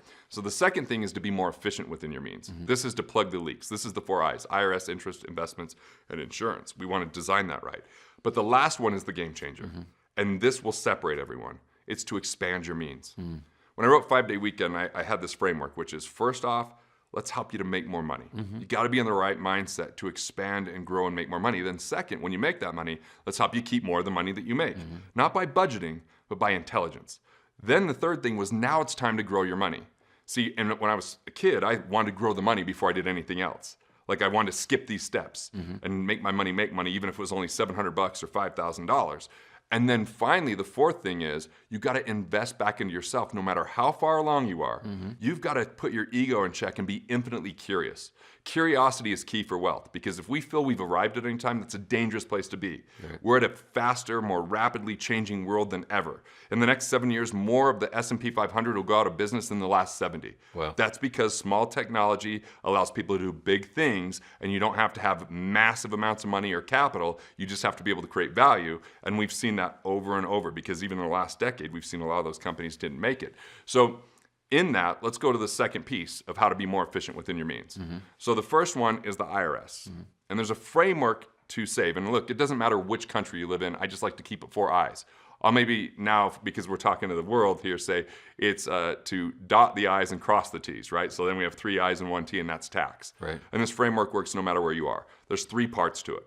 Now, there's 2 mistakes people make around tax all the time, and it destroys wealth. One is to defer tax.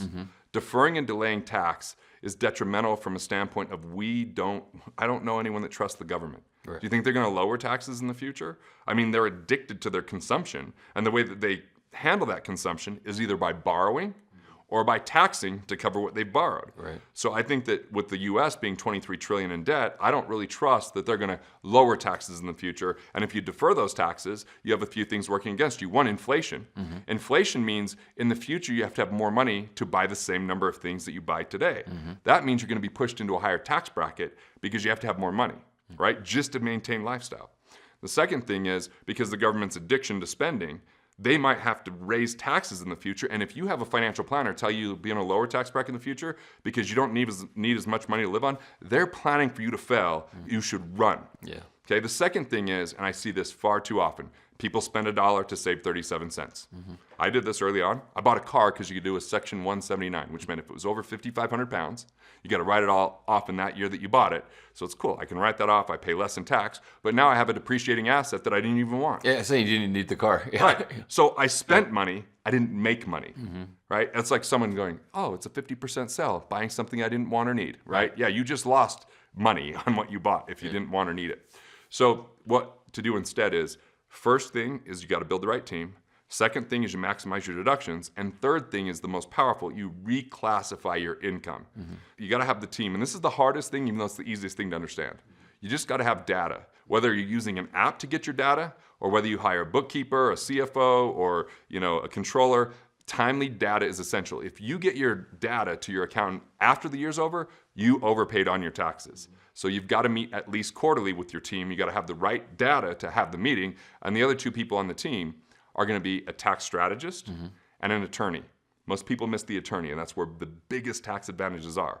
A tax strategist might be a CPA in America, but it might not be. Some CPAs are more historians, telling you what you owe based upon what you earned, not how you navigate the tax system. Because sure, we have a few hundred pages of why we have to pay taxes, but then we have thousands of pages of why we don't, if you know how to navigate it properly. So this is the 3 people. You got the controller, you've got the tax strategist, and then you've got the attorney. And if you own commercial property, you add an engineer.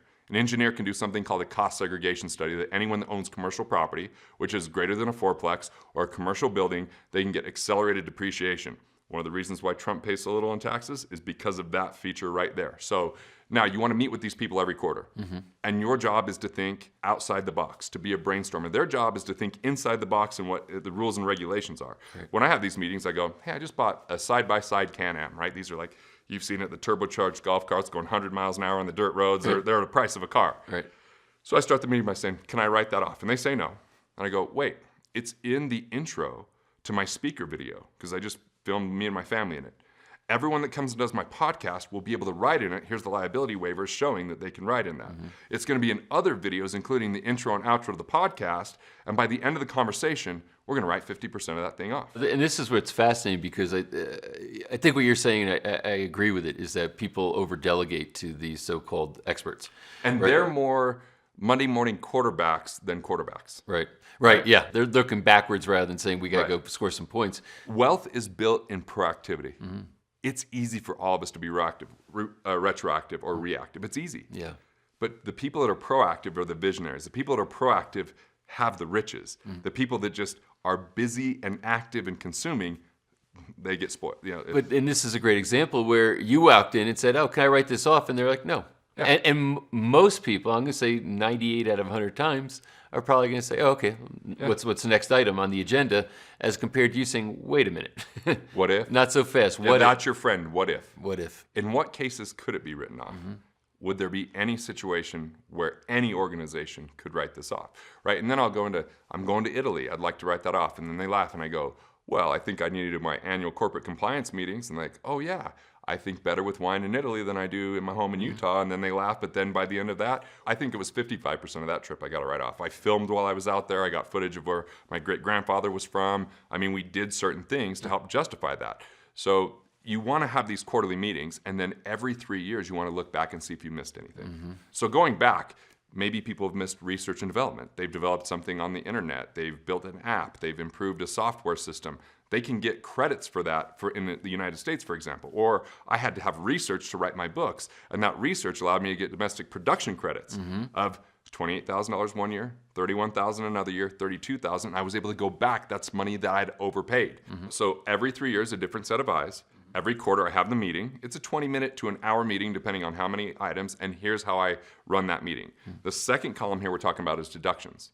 So deductions, I just have 2 rules. Number one, I say, does this expense relate to my business? And so this is now assuming people want to build wealth, and even if it's a side business, a business is a huge advantage, right? 83% of people that have side businesses want to make it a full-time gig. We're moving into that type of an economy, and 70% of people in America have a side business. But most of those are not set up to maximize tax savings. That'll be the reclassification strategy here in a minute. But all I do is I go, could this relate to my business? And if I'm uncertain, I just document it for that quarterly meeting, right? And if it does, then I make sure to get it reimbursed by the business, but I charge it to a personal credit card. That way, if I don't end up using it, it's not infringing upon my corporate veil. Right. What this means is if you're a corporation and you accidentally spend money out of the corporation on personal things, you don't have the liability protection you thought you had. So even if when it comes and you allocate and you say, okay, the company paid for this, but then I took it as a distribution after the fact. That would help, but it might not always hold up. Okay, well. I like it as clear as possible, but that would at least be an argument. Okay. What they're gonna do is, if you ever sued, they're gonna call that an alter ego. Alter ego. This isn't really a business. This is just, Patrick, or this is just Garrett. Right. So I like to just charge it, then I write it down, then I have those statements in front of me, and then when we have the meeting, I go, I bought this, what can I write off? And then we go through, some of it's a percentage we can write off. Sometimes I get a flat out no, but every now and again I get a flat out no, and I go, what type of companies could write this off? And my favorite was, I like to buy nice clothes sometimes, and I'd like to write those off. But the uniform code says, if I can wear them out there every day, it's not really a write-off. I said, but guys, Hollywood's buying normal clothes for their actors all the time. Are you telling me they don't write it off? They're like, well, they're a production company. I said, oh, so if I had a production company, which I have a TV studio, I have a podcasting studio, I have clothes that stay there pretty much all the time, could I write that off? And they're like, well, if it's a production company, yes. See, I'm here to brainstorm and challenge. They're here to keep me within the laws. Right. On that call, I could be as wild and crazy as I want because we're not filing anything. Right. Okay, and there's so many rules out there that people miss. The Augusta rule, where I can rent my house out for 14 days. I get to rent that to my business if I want, write it off in the business, but I don't have to claim it as personal income. Or I could pay my kids. I can pay my kids up to $12,000. That's tax deductible to the business, tax free to them, even though I control the accounts. Slow down for the people who are writing. Okay, so let's get back to this Augusta rule. Yeah. I want to make sure I heard you correctly. You're saying you could rent your house to your business for 14 days and you don't have to take it as income? Right, so the Augusta rule is the nickname for it. And the way it came about is there was a senator out of Georgia who happened to own a home in Augusta. Now, that was his second home. So there was 14 days a year he could rent that out for a lot more than any other time of year. That's during the Masters. Right. So he wanted to rent it out. But he was frustrated they had to pay tax on that. So he just slipped that into one of the bills. And now that tax code got changed, that you can rent out your home.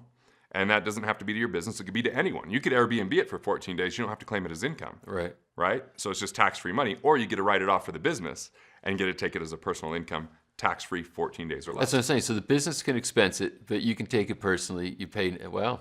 Yeah. And I have to imagine there's some parameters around how much you can rent it for. Right. But as long as you're in line with what might be considered a market rent, in that case, if it's during the Masters golf tournament, you can. That's the beauty. Yeah. Is the parameters are dictated by the demand. Right. So when the Super Bowl was in Atlanta, I had a bunch of clients in Atlanta. I called them all and I said, this is the time to host something at your house. Right. Go on Airbnb, see how much homes similar to that are renting for. And they were like, oh my gosh, it's astronomical. Sundance in Park City. Which is where how much bigger rent is it during Sundance? It's astronomical. As a matter of fact, like tenfold, right? At least some companies will come into town and rent people's stores and pay their whole year's rent for the 2 weeks. Right. So we're looking for those unique opportunities at the time that we do it.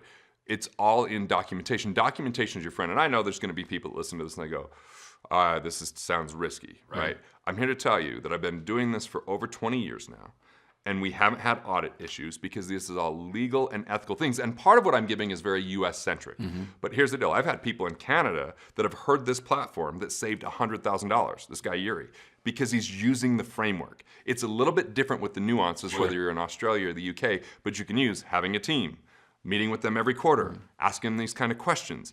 That's how you're going to navigate the whole thing. How much can you pay your kids a year? $12,000 a year if you're in the U.S. So you can pay them $12,000 a year. They don't have to pay tax on it. Right. Yeah. And here's how you navigate that properly. You better have them do $12,000 worth of work. Okay. So early on, I missed these deductions because I didn't really know what could I justify these young kids of mine to do. I didn't realize I could have a model by putting on my website, and that's $2,500 a piece per year. I missed that, but that's a union standard. Right. Now I'm like, well, how much do I pay an MC at an event? What if I have my son introduce me before I went on stage?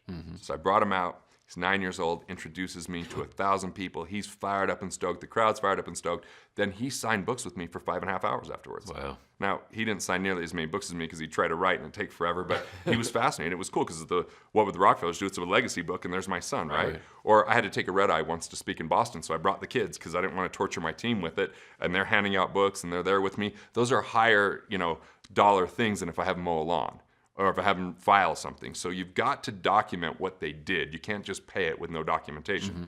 Because some people are going to be afraid, like, well, am I going to get in trouble with the IRS? This is legal and ethical strategies. Absolutely not going to get in trouble with the IRS. Amendment, the IRS is going to say yes or no whether or not they approve that amendment based upon what you send them. So you've got to have the right tax team. So what's the next thing we should consider? Well, reclassification is the game changer. So some people do a good job maximizing their deductions. Almost no one does good with reclassification. There's 4 ways to reclassify. 1, you take active income and reclassify it to passive income for tax purposes. I'll give some examples. 2, you take ordinary income and make it a capital gain. Capital gain could be 0%, 15%, or 20%, and the top tax bracket in the U.S. is 37.5%, so you can see the savings there. Number 3, tax-free income, which is almost exclusive to capital gain assets like a business or a piece of real estate or a highly appreciated stock. And then tax arbitrage. Now, tax arbitrage sounds complicated, but it's this simple. If I spend $1 on something, I better get more than $1 back from the government. No more dollar for 37 cents. Right. It's $1 for $2. Okay? So let me give just an example or two in each area. Active to passive. You can set up a corporation. You can pay yourself a reasonable salary if you have employees. What is the test in your industry? I know you have a background of being a chiropractor, and we look at the reasonable salary for a chiropractor versus what Patrick Gentempo, the chiropractor, would get. 2 very different numbers, but as long as you're in the reasonable salary test, you can pay the rest in distributions. Distributions avoid self-employment tax, which is as high as 15.3%. Right. So you're just paying yourself 2 checks instead of 1, right?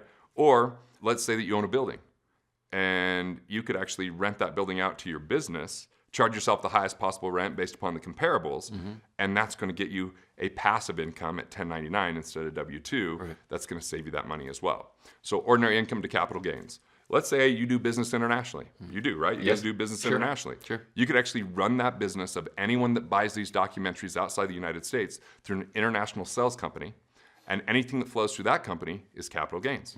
So you've just reduced your taxation to capital gains. It's automatic capital gains?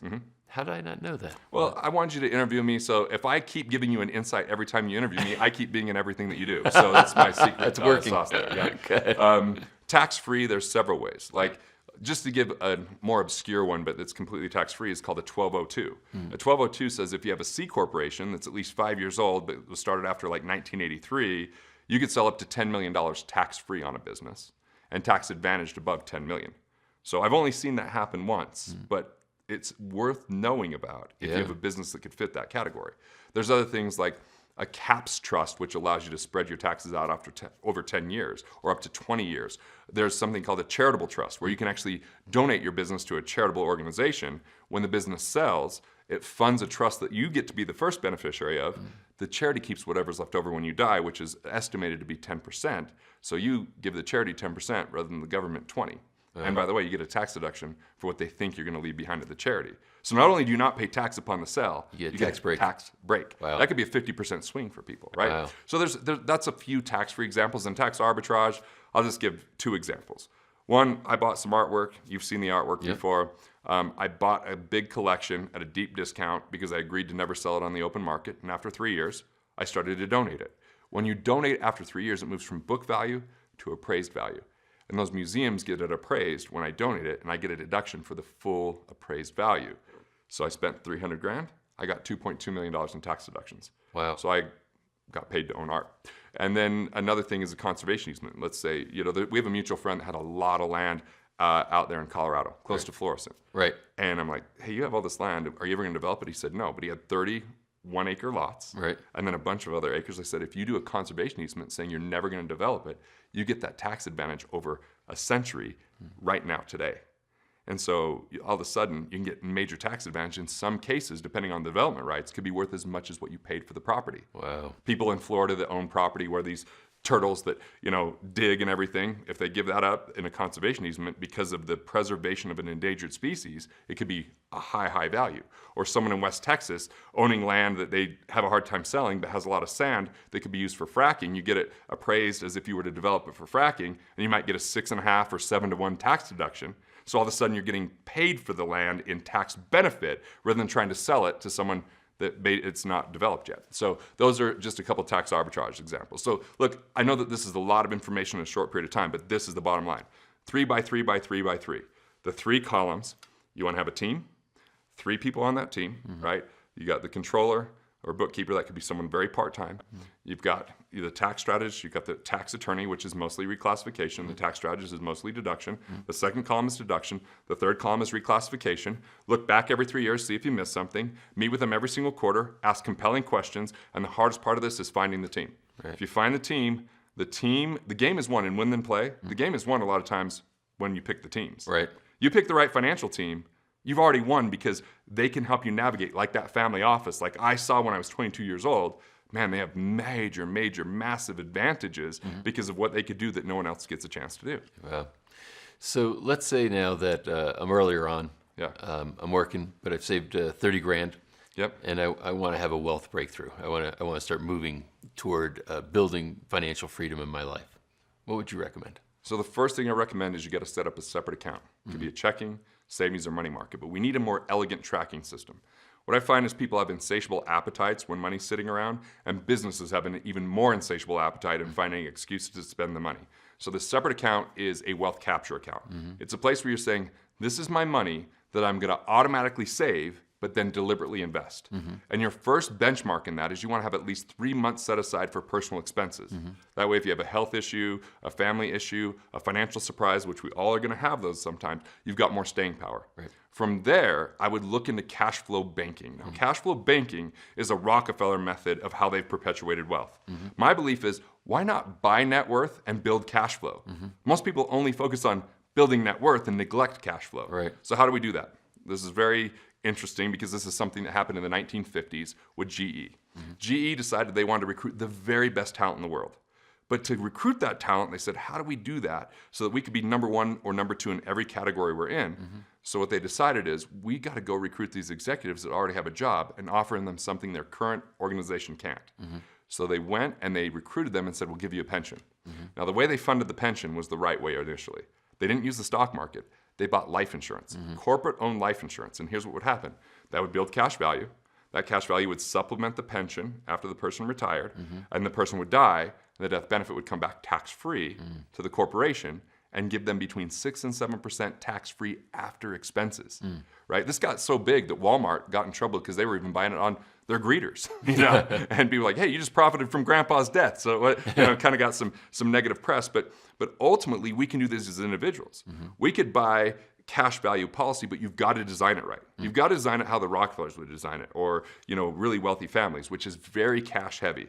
So rather than getting 1% on your savings account or 2% if you're in an internet bank, what the banks do is they can take a third of their reserves and put it into cash value policies. Now these are cash heavy, very cash heavy from day one, that they can pull the money back out, but it doesn't get hit with tax. It's protected from liability and bankruptcy, right? It's available and accessible within 30 days of when it's first deposited, and they can usually get it within 72 hours upon request. Right. And if the market goes down, it does not go down. So rather than getting 1 to 2%, you're getting 4 or 5% tax advantaged. So now you've got a place to store this cash that you can then capitalize when other opportunities come along. And that's where you got to be patient and discover your investor DNA. Where can you invest where you have unique insight, unique knowledge, and unique ability, and then you look for making money on the buy. Or if you own a business, it might be putting money into the business to increase profits. It might be hiring someone, it might be putting a piece of equipment into place, it might be your own personal education. But the place that you never get to stop investing is into yourself and into your knowledge, into your network and into your mentors. That makes the biggest difference because we all face scarcity at sometimes. We all face cash crunches. We all face changing economies. And we don't want scarcity thinking to ever take over and make high emotion create poor financial decisions. Right. So you want that outside perspective. And then from there, I think Investor DNA is where we really discover our core competencies, our core values, our core drivers so that we're interested in it, and then we focus instead of diversify. Diversification is admission of ignorance. I don't know what's gonna work. Let me spread myself thin. Diversification is a play not to lose strategy that if you're really affluent makes sense because you have more money than you can allocate to the things that you know maybe, right? So it's more of a stability thing. But as a growth strategy, it's a horrifically bad choice, especially if it's you're spreading yourself thin in things you don't know. You're playing defense. Right. Andrew Carnegie said he put all of his eggs in one basket and watched it like a hawk. And so if you build your foundation, you have your liquidity, you have your cash flow bank, now you have permission to capitalize on the right opportunities. So for me, there's only a few places I invest. I invest in my businesses, which I have 3 businesses that I look to expand. I like it because it's 3-dimensional. Number one, the more cash flow that can come in without my involvement, the more equity I create, and I actually get to hear from the people that I serve. I get hugs sometimes, I get gifts. My mutual fund never gave me that. It gave me a piece of paper in the mail to tell me why I just lost money. So that's a very different thing. Or business acquisition when the economy turns. That's for me. For other people, that investment might be real estate, but only if you know real estate. And you're not gonna know everything if you're just getting started. Is it gonna be fix and flip for you? Is it gonna be cash flow real estate on rentals? Is it gonna be commercial? Get really, really good at one thing and look to make money on the buy. 30 grand might not be a ton of money, but it can get you started. Invest in your education first, and your infrastructure second, and then third, capitalize on opportunities when they arise, but don't go prematurely allocate it, right? So is there a level of patience here? So if Absolutely. we got the $30,000, like I gotta go do something with it, Right. as compared to saying, let me educate myself really well about something before I start jumping into it. If you wanna be wealthy. Yeah. Wealth requires that patience. It doesn't mean we sit around and wait for things to happen to us. It means we invest in our knowledge so we're prepared when the opportunity comes. So let's say that, okay, take that to the next level. I get that. I don't know what I might have passion about yet. I want to survey the landscape a little bit, and maybe something will start to pop out to me saying, oh, you know what, that really captures my interest. Right.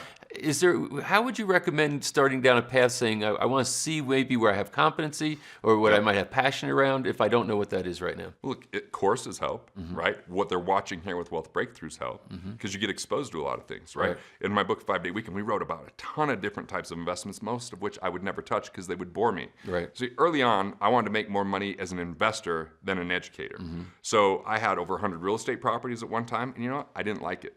I didn't like deferred maintenance issues. I didn't like dealing with property managers. I didn't like dealing with financing and banks. And so it was more drudgery. It was supposed to be passive income, but it was very active. So I said, why am I in real estate and real property when I can be in intellectual property? I like creating content. I like writing books. I like being on video. I love interviewing. I love being interviewed. This is something I'm passionate about. And I didn't discover that early on. I discovered that more in like 2007, right? So I had almost 9 years of being an investor, and I invested in 2 IPOs. I invested in a hard money lending fund that I started and initiated with 2 other partners, which was a nightmare of the amount of work. And all these things derailed and distracted me because I thought, based upon the books I had read, that real estate was the only place to put your money. And for the right person, if you're gonna treat it like a business, it can be a good place to put your money. But for 70% of people out there that are just starting, it's a horrific place to put your money because you're not ready. You don't understand, you don't know. So you've gotta invest in that education. You've gotta be exposed to things and see if you really are intrigued. If you're interested, what are you reading about? Like we've got people, because of you, that are so intelligent in health, they invest in health-related companies. Right. I invest in financial and intellectual property-related companies. So that's really the places to look. But first, plug the leaks. And probably the first place to invest is in the team, because you've got to have advocates, people that do due diligence, people that save you a bunch of cash, and people that got your back to tell you when you're not thinking straight. Because I put on rose-colored glasses before. I'm ready to make that investment. I'm trying to do due diligence, but I'm just looking for all the evidence that confirms my bias, right? Where when I have other people like Norm and Ryan and Andrew, who are my due diligence team, they don't have that same attachment, and they can prevent me from making those missteps or mistakes, or at least making sure I have better collateral, that I have better protection, or that I'm negotiating at a different level. Well, as always, Garrett, it feels like we're just getting started, but boy, that's a lot of great information. Really appreciate you coming and sharing it, and I know that this segment is something that's probably got to be watched a few times. A lot of takeaway value, so I appreciate you not showing up with fluff, but showing up with some real value that people can put to work. So thank you. Thanks for the work you're doing, and appreciate the friendship. Thank you. To see the next episode in the Money Revealed series, check the video right there next to me. I think you'll love it. Continue to believe, and I'll see you there. What seems crazy in normal times becomes necessary in a crisis. And right now, the Federal Reserve is saying this is necessary.